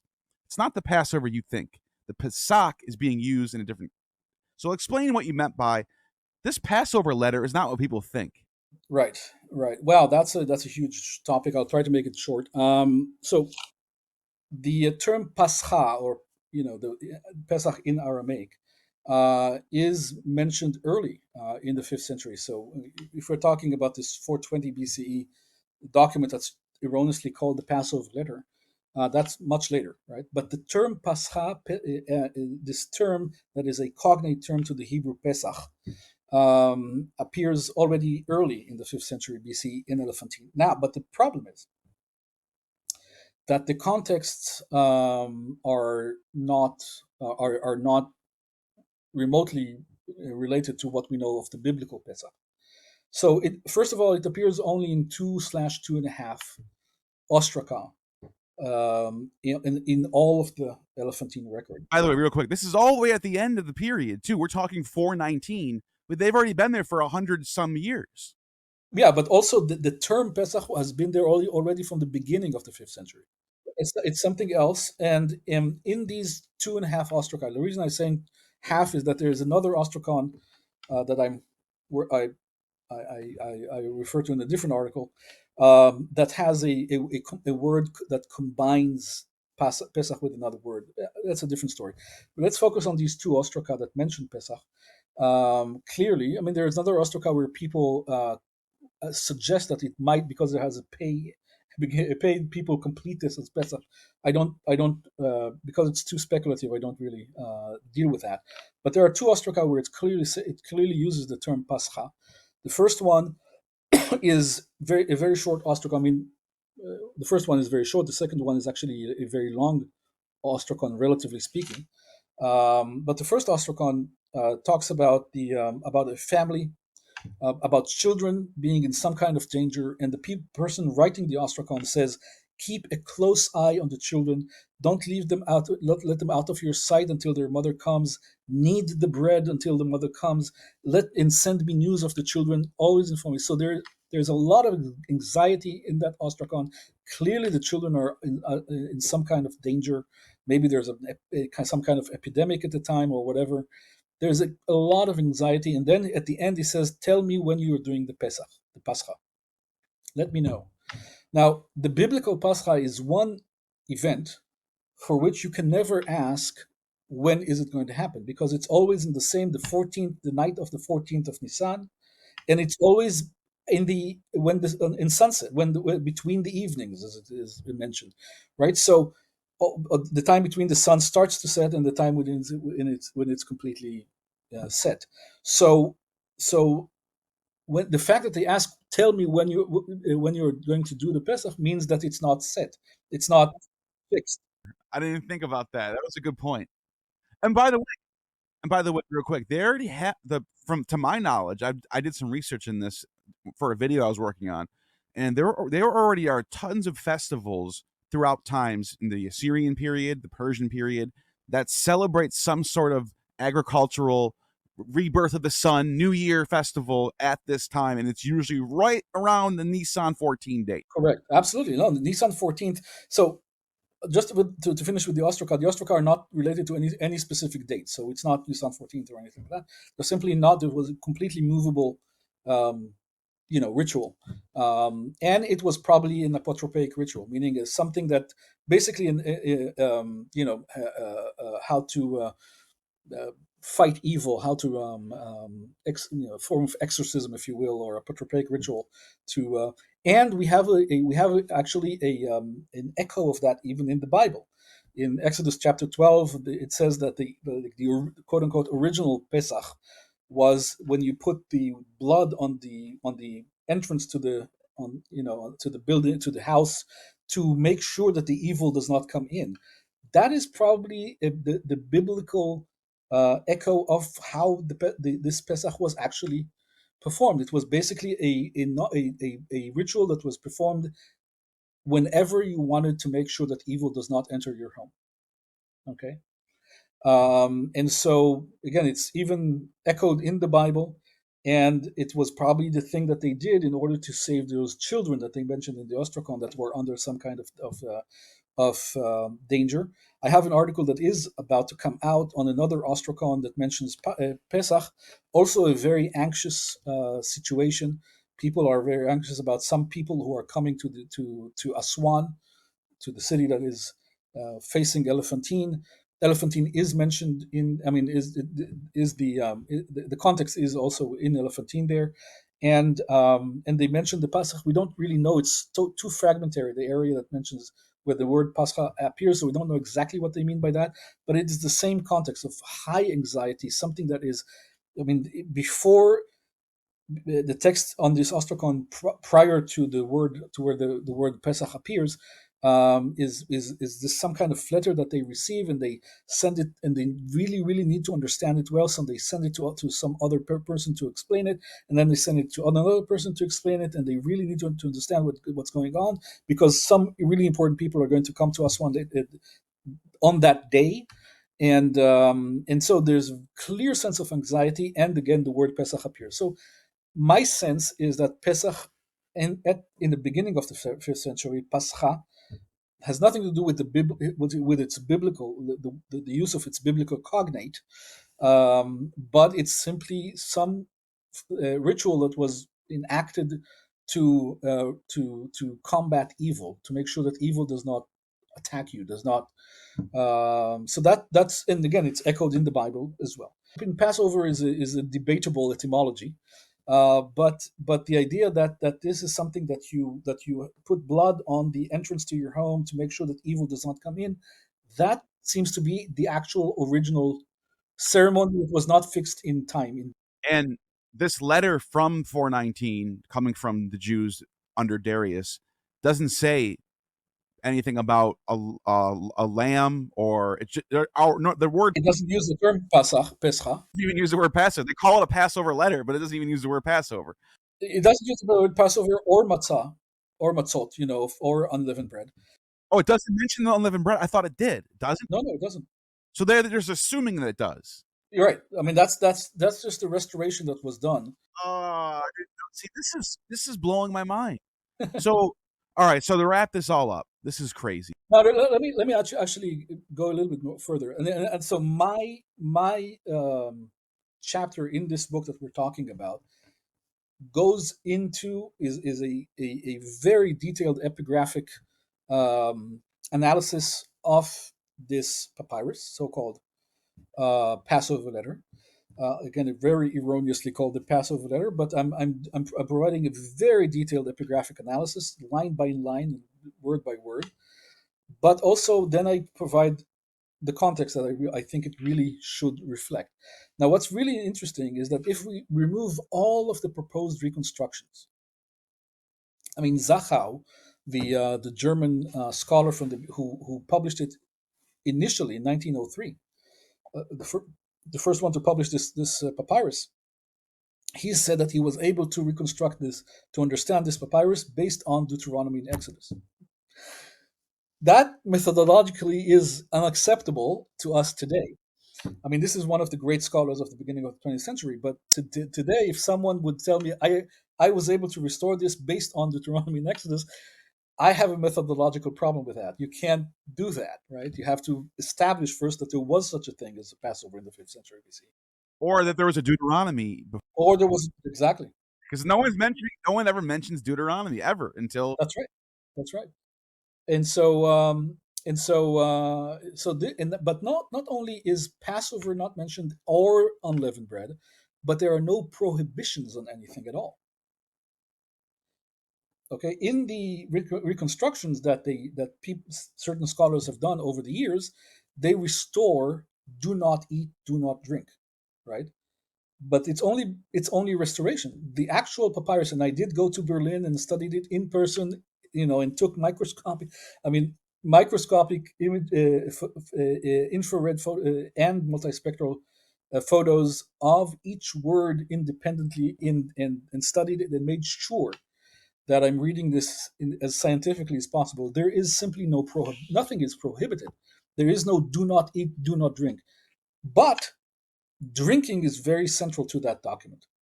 Drinking something, and it says be pure, keep yourselves pure. He does not describe what he means by "be pure," by the way, which is really important. So clearly they understood what he meant. The person writing this extremely important document is called Hanania, and they clearly understood what he meant by being pure. He didn't have to explain to them what that means. And then in the next line after that, he says, "Drink something." He doesn't say "don't drink." He says, "Drink something," and then it continues with the. But so clearly, there was something really important about drinking something on that document. Again, I make all kinds of proposals in my Maybe the Haoma drink, right? Because the Persian. that's what I okay. So you do know what I'm saying. So yeah, my suggestion is that this was a Hauma drink. The Yasna. So Yasna is the Real quick, just for anyone who has no idea what that is, it's what is the Haoma drink? And then I know, I mean, I don't, I'm not in any rush to finish as long as you're not. okay, great. So the Yasna is the large Zoroastrian ritual. Beautiful, impressive, fantastic. I really recommend that people go and check. There's a website called the Multimedia Yasna, where you can actually see it in an interactive video that was created by SOAS University in London. Amazing project, and a lot of information about the Yasna ceremony. Yasna is not a festival. It's kind of like a Catholic mass or Orthodox Christian mass. It happens every day. Okay, there's every day there's a yasna, and it also happens for special occasions. Okay, so it's simply the liturgy that happens constantly, and it's several hours long, by the way, in the Zoroastrian liturgy. So that's the yasna. We know that the yasna. So uh, um, with the Passover, as we said, there is simply no records of it extra biblically. But we do have records of the Yasna in the Achaemenid period. Okay, we have pictographic representations in the Achaemenid period, in Persepolis and other places, where in several places across the empire, that show clearly that the Yasna was already practiced in the Achaemenid period. So we have on one hand the Passover that is simply not documented anywhere, or this Yasna, which is amply documented in the Achaemenid period. Now, in the pictographic representations of the Yasna in the Achaemenid period, we do have the preparation of the Hauma drink um, represented on these inscriptions, which is a mortar and a pestle. That's how you press the Hauma. Okay, that's how you make the Hauma drink. That is a major part in the Yasna. Happens twice in the Yasna ceremony, and that's what you make this drink, which is an intoxicating drink. It doesn't make you drunk, but it's It's like the Kaikion of the Greeks, but it's also like Soma for the Indians. for the Indians exactly, and it has. I mean, in certain places it is replaced by wine actually because it's also pressed and also intoxicating. And we see it also in China. I mean, there are also later communities in China. Does it have psychedelic properties? I've heard that before, or do we not know?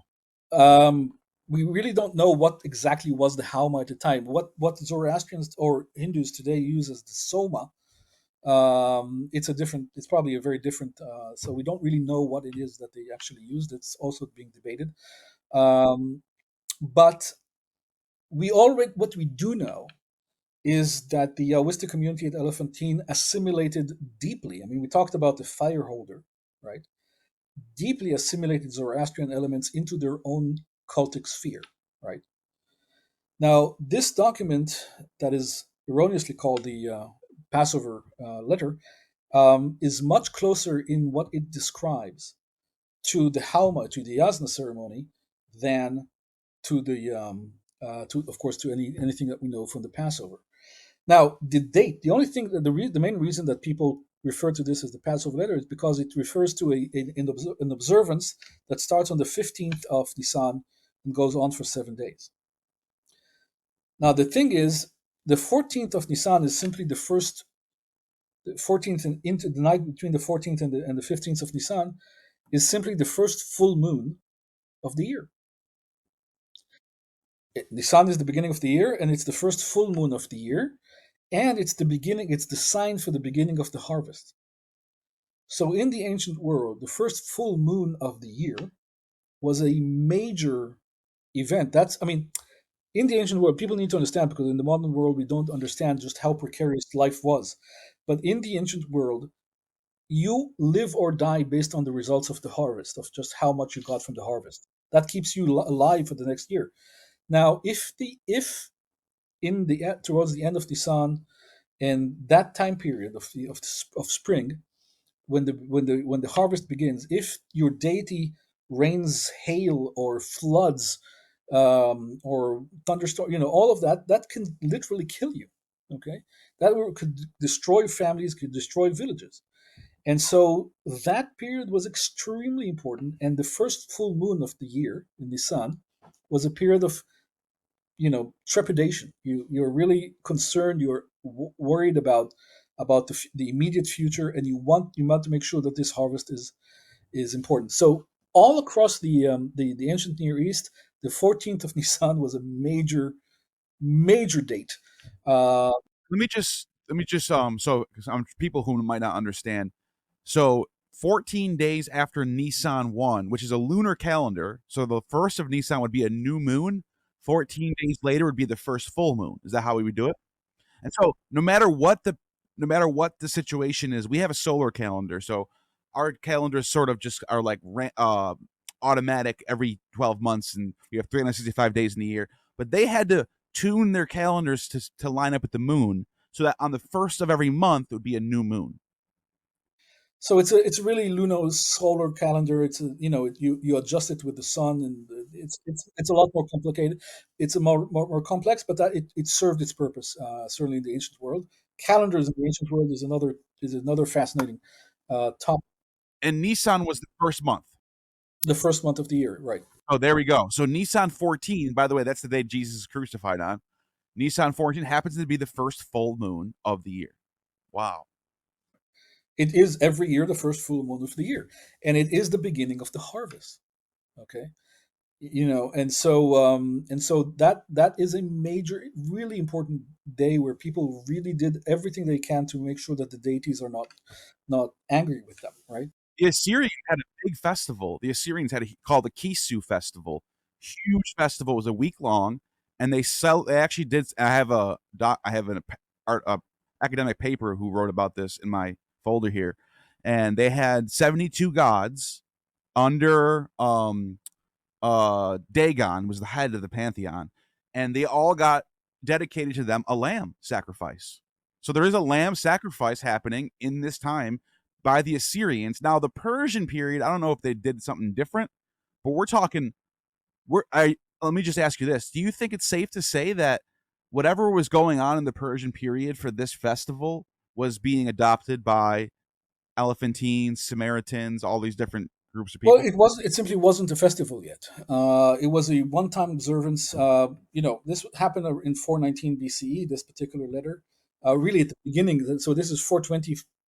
I mean, the letter was sent in the first 2 weeks of Nisan, because he says this year you should do this. So the year begins at Nisan first. He's talking about something that should happen on Nisan 15th.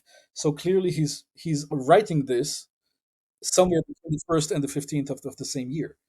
Um, Brand new observance that they're introducing. Well, again, it's not necessarily an observance. I think it's really the reason that they wanted to do that, because we already talked that there was some kind of close relationship between that started around 420 BCE between the Achaemenid period, and we talked about the Mount Gerizim. We talked about about the fire holder. We talked about and we see it also in coins from that period. But there was a lot more, a lot of the imperial Achaemenids were started around 420 to be very close to the Yahwists at the time. I think that this particular document is the document where, because in order to be close, to be promoted as a people group, as an ethnic group, to be promoted to being part of the dominant ethnic class, you have to be pure. And in order to be pure, in the Zoroastrian view, in order to be pure, you drink the Halma. The Halma purifies you cosmically, according to their understanding. It really recreates you, and Herodotus talks about this as well. So I think that this document really describes their kind of a ceremony of becoming a part, an organic part, if you will, of the Achaemenid Empire, rather than anything related to the Passover. But I do think that the Passover decades later is based on the Zoroastrian Yasna, and that was the first time it was kind of done and connected to the dates of that festival. But ceremonies where you have pressed a drink made out of pressed natural ingredients that is also intoxicating, and unleavened bread. There are only two rituals that I know of that have that: the Passover and the Zoroastrian Yasna. So the Zoroastrian Yasna also has unleavened bread. Yeah, I know. I mentioned this in one of my recent videos about. I did a whole video about the spring equinox festivals, Nowruz and Yasna and Kisu and Passover, Easter, and that was one of the things that I ran into in the academic papers, was that the unleavened bread was a big deal for the Persians. Right, that's right. It is to this day. The Zoroastrians still have it, call it the dron, which just means a portion. The dron, in the Avesta, dron is actually an animal sacrifice in the Avesta. But I I think that I can also show it from archaeological records in Persepolis. That's a different story. But I think that when the Zoroastrians started having an empire, early Zoroastrianism with the Achaemenid Empire, when you starts having Zoroastrians across the empire, it becomes really just unmanageable to have them offer animal sacrifice everywhere they go, especially if you have an entire military of Zoroastrians that have to travel. It really becomes extremely expensive and heavy to have animals for sacrifice travel with you. And I think that the shift from animal sacrifice and again, this is speculation, but it makes a lot of sense in imperial times to shift from animal sacrifice to an unleavened bread in the Achaemenid period rather than later on. And I think this is also supported in some ways in Persepolis and in pictographic representation of the Yasna, because in the pictographic representations of the Yasna ritual, as I said, you have the pestle and the mortar where you crush the halma and make the drink. You often have the sponsor of the ceremony represented, and one of the priests represented there, but you never have it never shows like a head of an animal sacrificed, or some body part of an animal sacrificed, which you do have in representations in other cults. So you don't you it never shows that. I mean, it sometimes there are some cases where it does show that, but in most cases, in the main representations that we have, we don't see that. And so I think that was the period of transition from animal sacrifice. Maybe in Persepolis they still did animal sacrifice, but across the empire they didn't. So that was a period that makes a lot of sense for transition into a unleavened bread already in the Achaemenid period in Zoroastrianism. Wow, we just covered so much in this. This is very fascinating. So, if I just wanted to run an idea by you, and you can say if this would be accurate or not based on what you've concluded or based on your research. If I was to say, like, what we consider to be Judaism today is actually just kind of an evolution of ideas starting back in the, obviously going back as far as we know, but progressing through the Persian period and then even more so in the Hellenistic period when you start getting Bible. Is that safe to say it's not like the exact traditional account, more of an evolution of ideas progressing? Well, every cultic system, every religion is progression, constant progression. Um, yeah, and what's really important is to understand is the Jews were never different from other systems, and I mean they were. I had this article. I don't know if you saw about this priestess in Elephantine that was also published. I mean, National Geographic did a thing about it as well, where I actually found evidence, clear evidence, of a priestess serving in the Yahweh temple at Elephantine, um, and fascinating little ostracon that I had to hunt down. Anyway, so this I mean, normally you would think that that there was no priestesses. There were no priestesses in Judaism. It's only male priests. That's the image that you get from the biblical most of the biblical text. I mean, if you dig enough, you can see echoes. There were Jewish priestesses not only in Elephantine but also in Egypt in the second century, first century BCE, and then in Rome, in Bichar. I mean, there are Jewish priestesses in many actual priestesses in Judaism as well, but you never hear of that in the Bible, um, or um, or directly in the Talmud. I mean, there are echoes that you might be able to interpret also there. Um, but many scholars say, well, what was unique about Judaism is that they did not have priestesses. You read that in many scholars say that. They say everyone did, but the Jews didn't have female, didn't have priestesses. But they did. You see what I'm saying? If we only look at the biblical image, it gives us a completely distorted image of reality on the ground. Because these are, I mean, again, the Bible. I'm not. I want to make sure that people understand. I'm not against the Bible. I'm not coming. It's not. I'm not trying to do. But we need to understand the Bible. And going back to the point I was making earlier on about Herodotus versus the Bible as a historical source, certainly very skeptical of a lot of what Herodotus says. But the big difference between Herodotus and the Bible is that no one had his or her identity defined by Herodotus ever. No one say I'm a Herodotian. Okay, no one had to. No one. It was not a defining text. The Bible is defines your identity, and so we have different sects, different schools of thought, each one inserting their own ideology into what eventually became the biblical text. The Bible is this huge battleground of ideas, okay? And it's not concerned primarily or even secondarily with history. It's concerned with expressing those ideas, with expressing theological and mythological ideas on how you know going back to the Exodus that we talked about at the beginning, the idea of a nation, of a group of people, of an ethnos coming from the east was central to Greco-Roman thought, Hellenistic and Greco-Roman thought. If you wanted to represent your people, your ethnic background as something ancient, something respectable, something that has a long history behind it, you would in the ancient world you would provide some kind of mythology on how it came from the east.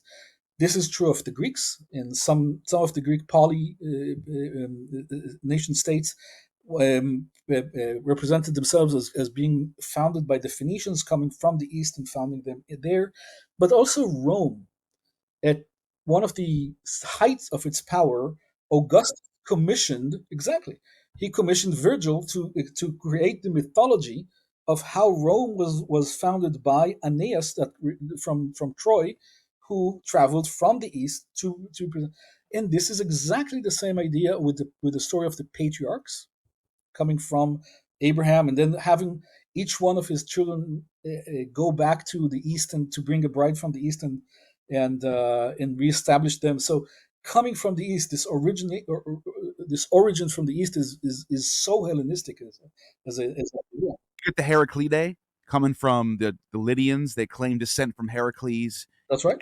As you mentioned, Thebes, they're from Cadmus, who's a Phoenician. Cadmus, exactly, Uh, Phoenician. Yep. yeah, they're all claiming descent from some sort of demigod. Yeah, I mean, even the name Cadmus just means east, right? Kedem. Right, yeah. So, I mean, Off the alphabet too.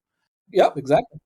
But also, this ties to the Exodus. This ties to the Exodus because the Exodus is taking this idea of going from Egypt and then entering the land from the east, which makes no sense. I mean, they go all around from Moab and and Edom, and they have to go and enter from the east again. The same kind of meeting the same place around Shechem, where Abraham entered the land as well. So you see that there are two narratives of how the people came from the east. One from the patriarch, one from the root of the Exodus. All of this is perfectly aligned with Greco-Roman, certainly Hellenistic, ideals. Yeah, and so and we see that. I mean, it is when you know the context, it's so clear as well. I mean, a lot of people ask themselves, well, why did they have to go all the way around? It doesn't make any sense to go all the way around. And well, you want to establish this eastern Eastern provenance. Providence, right? And that's it's actually fascinating when you look at the truth. Sometimes is more fascinating than the tradition. Yeah, Always, yeah. That's what gets me up in the morning. I mean, really, for me, researching this, it's always about lifting the hood and looking what is the reality on the ground. Now, again, as I started saying, I'm not anti-Bible or anything like that, but the beauty of the Bible, what makes it so beautiful, in many parts of it, and all of terrible parts as well, but in many parts of it, what gives its power is simply a question of geography, because um,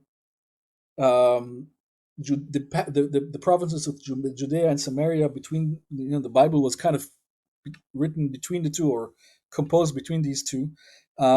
That's where every military power, every empire had to go pass through that region and leave its imprints in that region. And so the Bible is basically a story of humanity, of how humans left their imprint in this one bridge between Africa, Asia, and Europe. And that was what gives this text its power, really, that every all of ancient humanities, at least in the in these continents, in Africa, Asia, and Europe, left an imprint that is discernible in this corpus.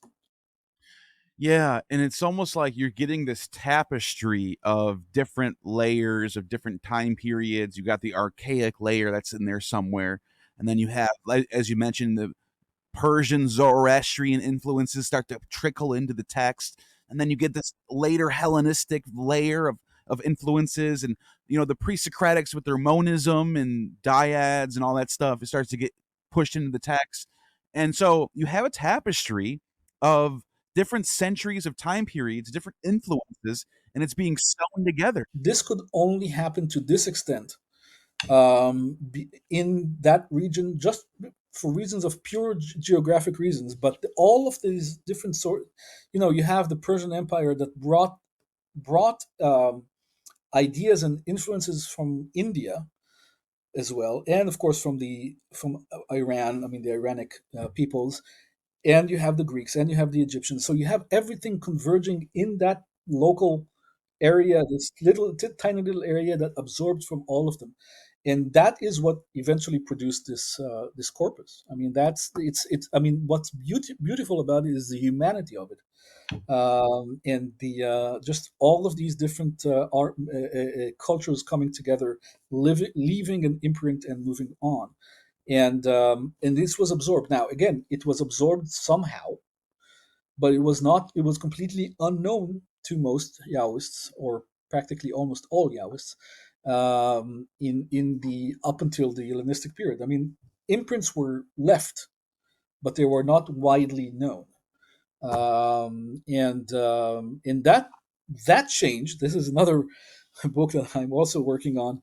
Uh, that changed with the museum in Alexandria.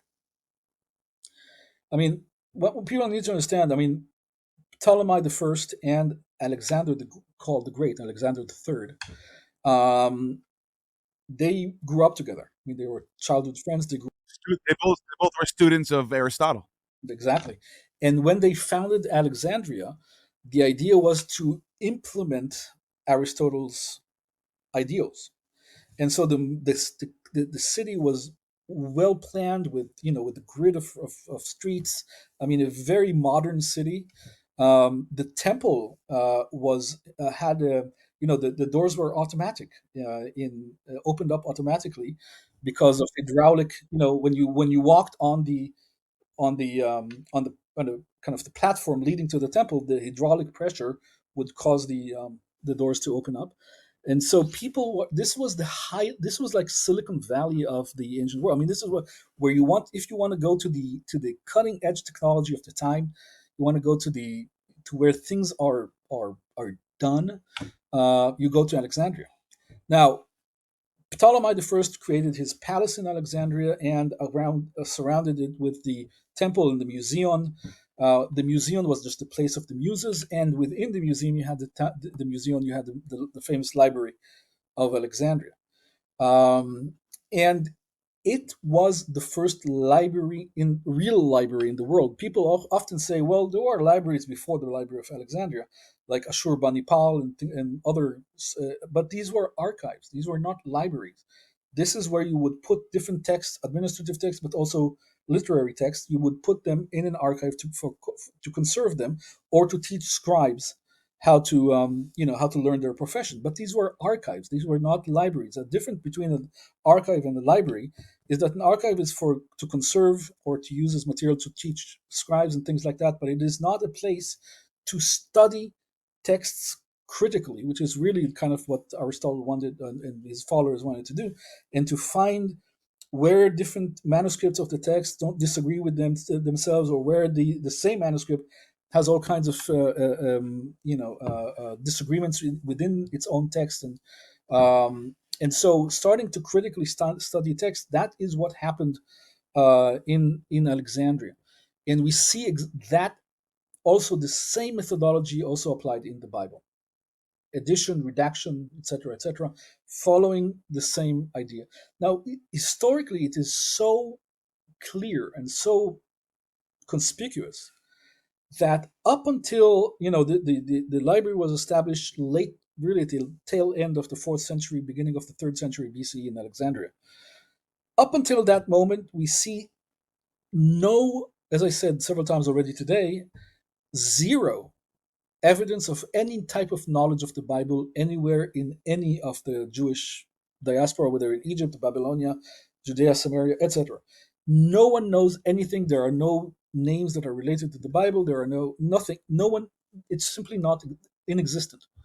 This changes at the beginning of the 3rd century so clearly. We start seeing those names appearing in the lists of names in the onomasticon. We start seeing people like Keteus of Abdera, or whatever text that we have there. We start seeing people at that time, around the time of the museum. People start knowing something about the Bible, referring to the Bible. I mean, it is so clear that there was a shift around that time. And as a historian, I look for triggers. What causes change in history, and you need to find the trigger. And the trigger, I mean, this library in Alexandria is such a clear trigger, such a major trigger. And you see it in the archaeological record so clearly. There's nothing before and it starts after. Um, that I think it's, I mean, it's really hard to argue with that. This is what I've been saying for as long as I started to discover some of this information. And then obviously we get the Septuagint translation coming a little bit later, but it doesn't seem like the construction or the creation of Genesis, for example, let's just take Genesis by itself, doesn't seem to have been constructed that much earlier, maybe less than a century before at some point. Even decades. Yeah, maybe decades. That's what I was going to say, maybe decades. We talked about Virgil. It took him 10 years to write the Enneads. Okay, it took him 10 years, one person, and the Enneads, in terms of their length, I mean, it's about the same size as the Pentateuch. So it's one person, 10 years to write the equivalent of the Pentateuch. Now, Virgil also used earlier sources. He did not come up with the idea of Aeneas coming from the east. It was already very popular in Rome before him. There were earlier sources, and one person did that in 10 years. There's the Shahnameh, which is much later, of course, but Ferdowsi, who wrote the Shahnameh, which is like the great Iranian epic, beautiful. I highly recommend the viewers to check that out. The Shahnameh is 150. I mean, it's like 1.5 times greater than the entire Bible, including the New Testament. I mean, the Old Testament and New Testament times 1.5. One man wrote that in 30 years. So 30 years of one man is the equivalent of 1.5, the entire biblical corpus. And also he used earlier material as well. Okay, but this was so people can write this if the right trigger exists and there is the right motivation. People can write this corpus very, very quickly. I mean, it happened in. And when I look at Genesis, for example, it seems to be similar in its construction to other theogonies / Genesis stories, creation myths of the time period, where you have a god who is a demiurgic creator, and he makes heaven and earth, Aranos and Gaia, which is what you see in like theogonies. And sort of Pherecydes has a different version of this. Apollodorus has a different version. They're all contemporary. Plato with the Timaeus. Timaeus is the one. That's what I was just going to say. What we get in Genesis seems to be more Platonic. Maybe not. I think is influenced by Platonic. What would you say? Well, it's hard to know. I mean, it's not exact. Of course, it's not one to one. It's not exactly the same. There are some certain elements. I think it's influenced. It's heavily influenced, as is Plato himself, by Persian. By Persian. He admits this. He says yeah, that exactly. Pythagoras was taught by Zoroaster. That's right. So right. they're all borrowing from each other, but it seems to be in this particular period where you start to see all these ideas of a single perfected, not perfect, but like some sort of eternal demiurgic power who's above all the daemons. Well, I mean, you have that in Egyptian in the Egyptian worldview for millennia before that. So I mean, it's not exactly necessarily new. The question is not. It's so again, as a historian, you look for triggers. You don't see a historical trigger for that necessarily. Then, if you don't see a trigger, what you need to do is start looking at individual data points within the text to see, are they closer to the Egyptian model or to the Persian model or to whatever. So you need to start analyzing, because there is no trigger. Need to start analyzing the data as per se and seeing what it relates to more.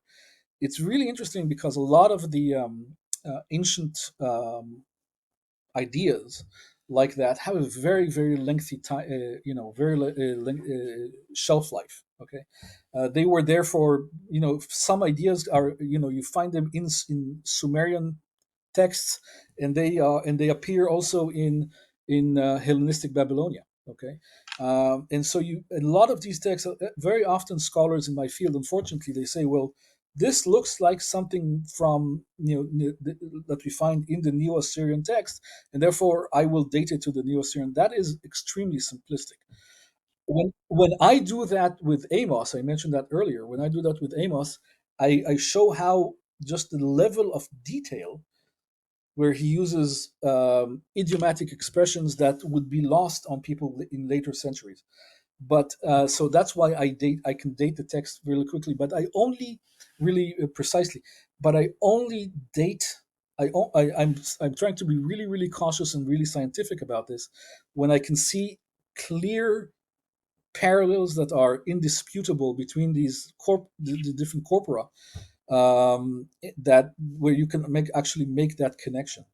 But otherwise, it's really hard to date these texts in any really precise form. And we should be extremely cautious with that. It's overly simplistic to say, for example, they mentioned Cyrus, so clearly it was written during the lifetime of Cyrus, for example, or that is simply not scientific. I had an even worse argument thrown at me about Genesis predating, or this is what I'm not going to name names 'cause I don't want to. This is a friend of mine. He's a good scholar too.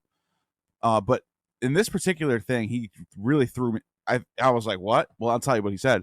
I go, can you find anyone that's citing Genesis in the prophets, for example, or any? Because I'm trying to find out when was Genesis written.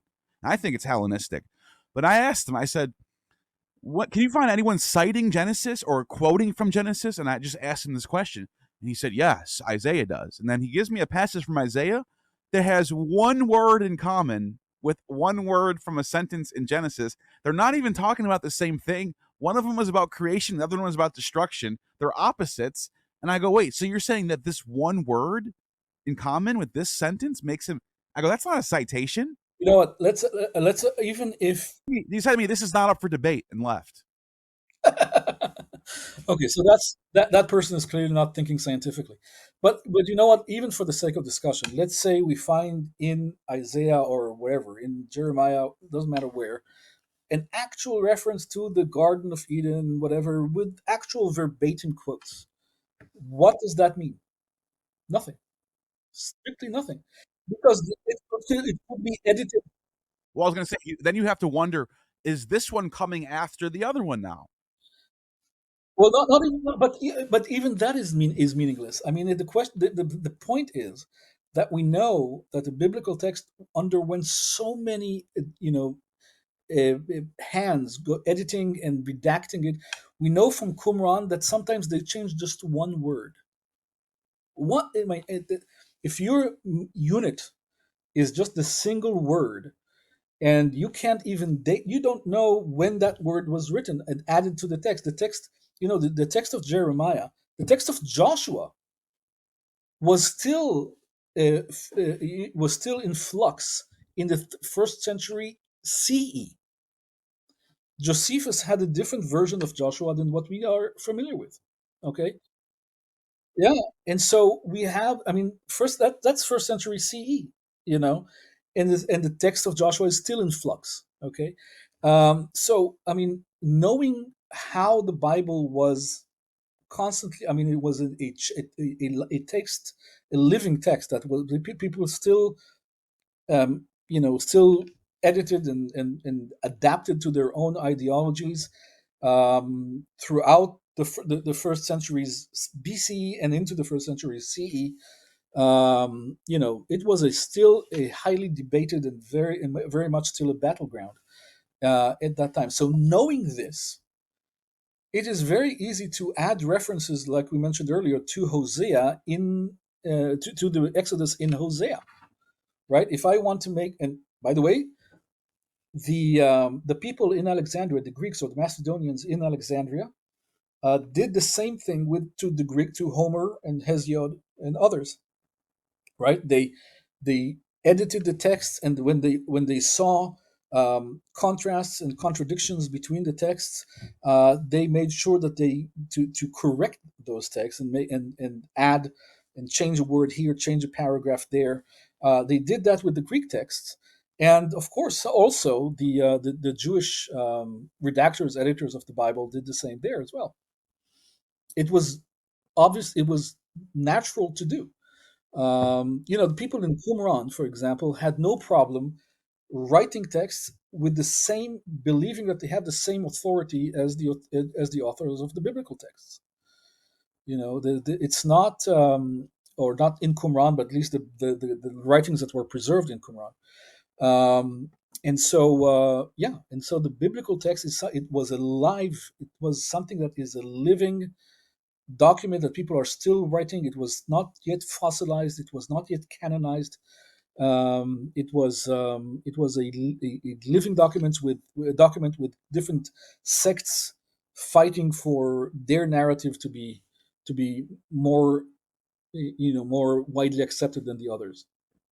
Yeah, and this scholar, I had to look up what was said. It was Jeremiah. So I asked him, I go, is there any instances of one of the prophets citing from Genesis or quoting and saying, as Moses says? He says, yes, Jeremiah 4:23. And I look it up. And the Jeremiah 4:23 says, I looked at the earth and it was formless and empty, and and at the heavens their light was gone. And I'm like, so where's the citation? And then he was like, this is what he says. He says, it's clearly dependent on Genesis. And I was like, what do you mean clearly? And he's like, are you being serious right now? Like, he got like mad at me.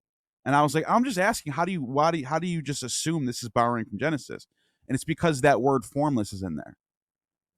And I'm like, and I just don't think that's a strong connection at all. I just think that's, Well, I mean, again, even if the quote was verbatim, by the way, which it isn't. it isn't. I know it's not, but I'm saying, even if, to give to your benefit of a doubt to your friend, even if this was verbatim, it's very easy for a redactor in the Hellenistic period to add this quote into the text of Jeremiah. You understand what I'm saying? It's not. It means nothing, because we see that these texts were constantly. I mean, the form. The Jeremiah, between the Septuagint version of Jeremiah and the Masoretic text of Jeremiah, are very, very different. Very different. Also, the length is very different. Not just the location of the chapters is very different, and the length of the text is different. But also, if you compare that to the Qumran version that we found in Qumran of Jeremiah, it is even different than these two. Okay, Jeremiah was still being the text of Jeremiah was still being worked on in the second century, first century BCE. Okay, and they moved around verses, they moved around pericopes, they moved around chapters, they added stuff, they removed stuff. It was still undergoing in the second century BC and the first century BC, still undergoing addition, redaction, etc. So very easy, if I wanted to make people believe that Genesis was a very ancient text or a very fundamental text to the people. Very easy to add quotes into the text of Jeremiah or into the text of Hosea or Joel or whatever, and I mean, you can do it in Amos. You can add a something that seems to be a citation from Genesis or Exodus, and then people would say, well, look, Amos knew about this. Now, first of all, if you're approaching this from a scientific perspective, saying that there was a person like Amos is not scientific. Okay, there might have been. I don't really know, but I can't assert that there was. I in my article, on Amos, and I normally don't. Most of my articles are not on real kind of biblical issues like that. But in this particular article on Amos, the I refer to the Amosian school. I'm not talking about a specific person, and I again try to be. When I say scientific, I mean I do not take. Um, I need to have evidence before making a claim. I can't just say, okay, well, the Bible says so, therefore it's historical. And you know what? The Bible never claims to be a book of history. I mean, the concept was not even developed yet. So that was not one of its concerns. It was involved in an ideological battle between sects on the. I mean, again, just like the Enneads in Rome are not. They don't claim to be actual history. Everyone knew that this is a form of mythology, but they accepted mythology. They had no problem with mythology. Mythology was a form of history. I mean, you know, and so it's not like today when we equate mythology with lie. It's not a lie. Okay, it is a tradition. Your mythology is your tradition. It is the stories that your ancestors told. It's not a lie. It is a tradition. It is something that's part of your ethnic heritage, right? Your ethnic DNA, or your kind of cultural DNA. And mythology was viewed with high regard. Today we see mythology as something that is a lie, or almost people telling you something in order to, almost a marketing ploy. But that simply was not the case in the ancient world. Yeah, and it normally represents some truths within it. There is a grain of truth in every mythology, right? Absolutely. Yeah, not to, I just thought that was interesting how when I asked that question, it was like it was like I was being rude to them for even questioning that Genesis could be. It was very strange the way it went down, but People are very emotional about this, of course, and I see it all the time, of course, and I get accused of all kinds of accusations because of this. But I am committed, and I work on this very closely with my students, to being committed to the science, the scientific method of of historical research, and I do not, again, for example, showing that there was a unified Yahwistic identity already in the sixth century, late seventh, as I said earlier today in our discussion.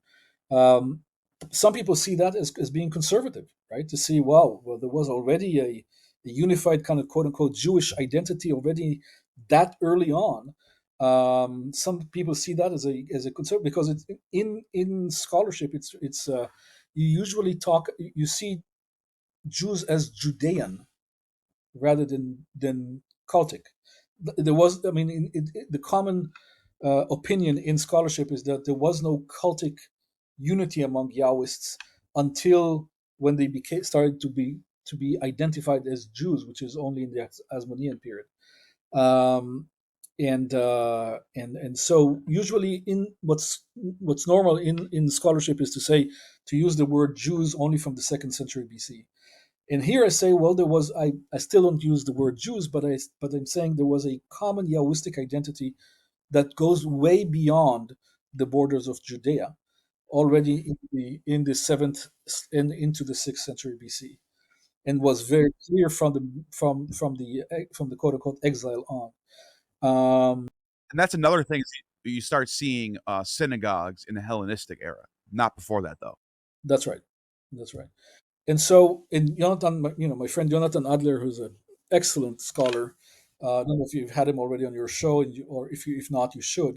But his book, "The Origins of Judaism," is just a great work that describes this very, very clearly from the archaeological, starting, is an archaeologist, so from the archaeological data, on how that developed. But yeah, history, actual reality, is much more interesting than the stories that they told you about the Bible. And again, not It makes me like the Bible more. It does. exactly. I mean, exactly. Look, I mean, there are a lot of scriptures out there, like the Avesta, the Rig Veda, and the Vedas in general, that are rich, beautiful works. They also have they also interact with historical events. They have beautiful hymns, beautiful, beautiful, beautiful work, not less than the Bible. The difference with the Bible is simply its geography, where all of these came together and left their imprint in some way, shape, or form in this region just because of where it's located.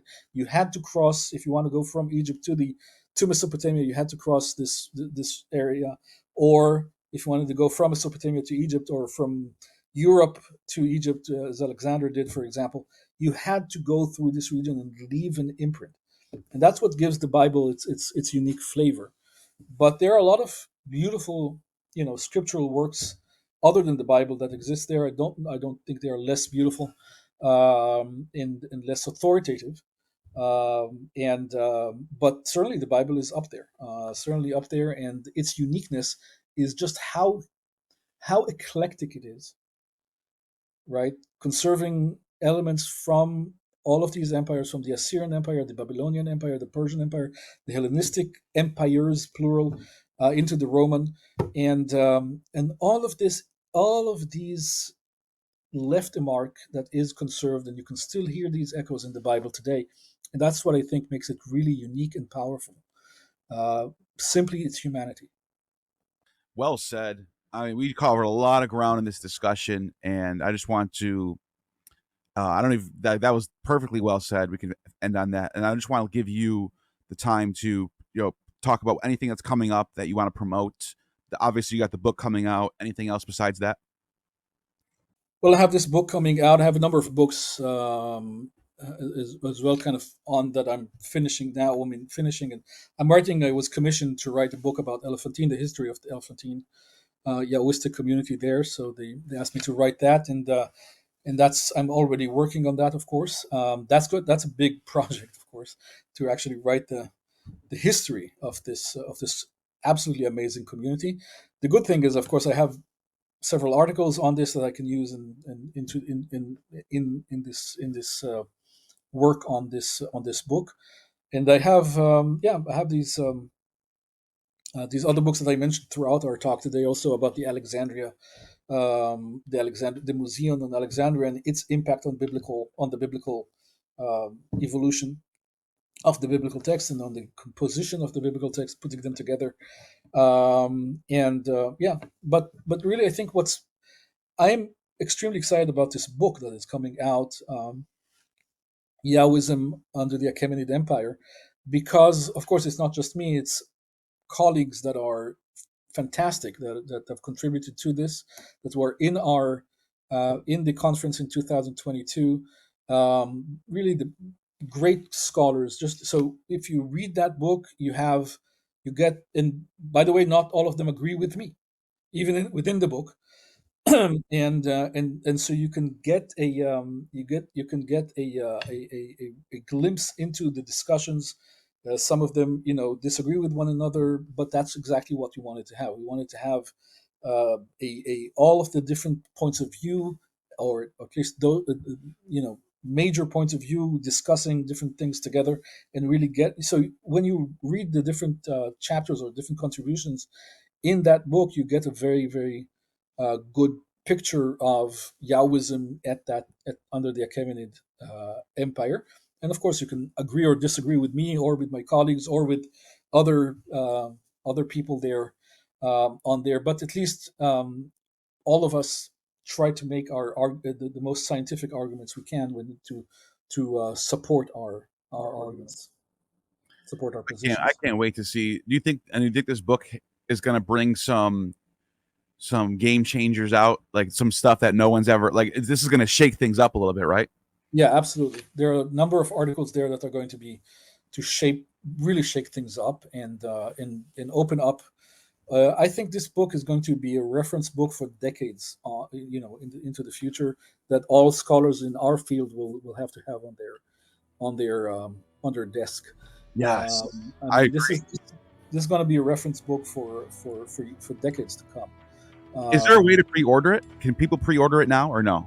I think so. There's already it's already on the De Gruyter website. Oh, Uh, okay. So I'll put the link in the description right now. So people watching this now, pre-order that thing, because this is going to be the book that it's going to change biblical scholarship as we know it. yeah, And I'm promoting it as much as I can. I just promote good stuff. So definitely, thank I'll put the link in the description. Check that out. And you have just attained true gnosis.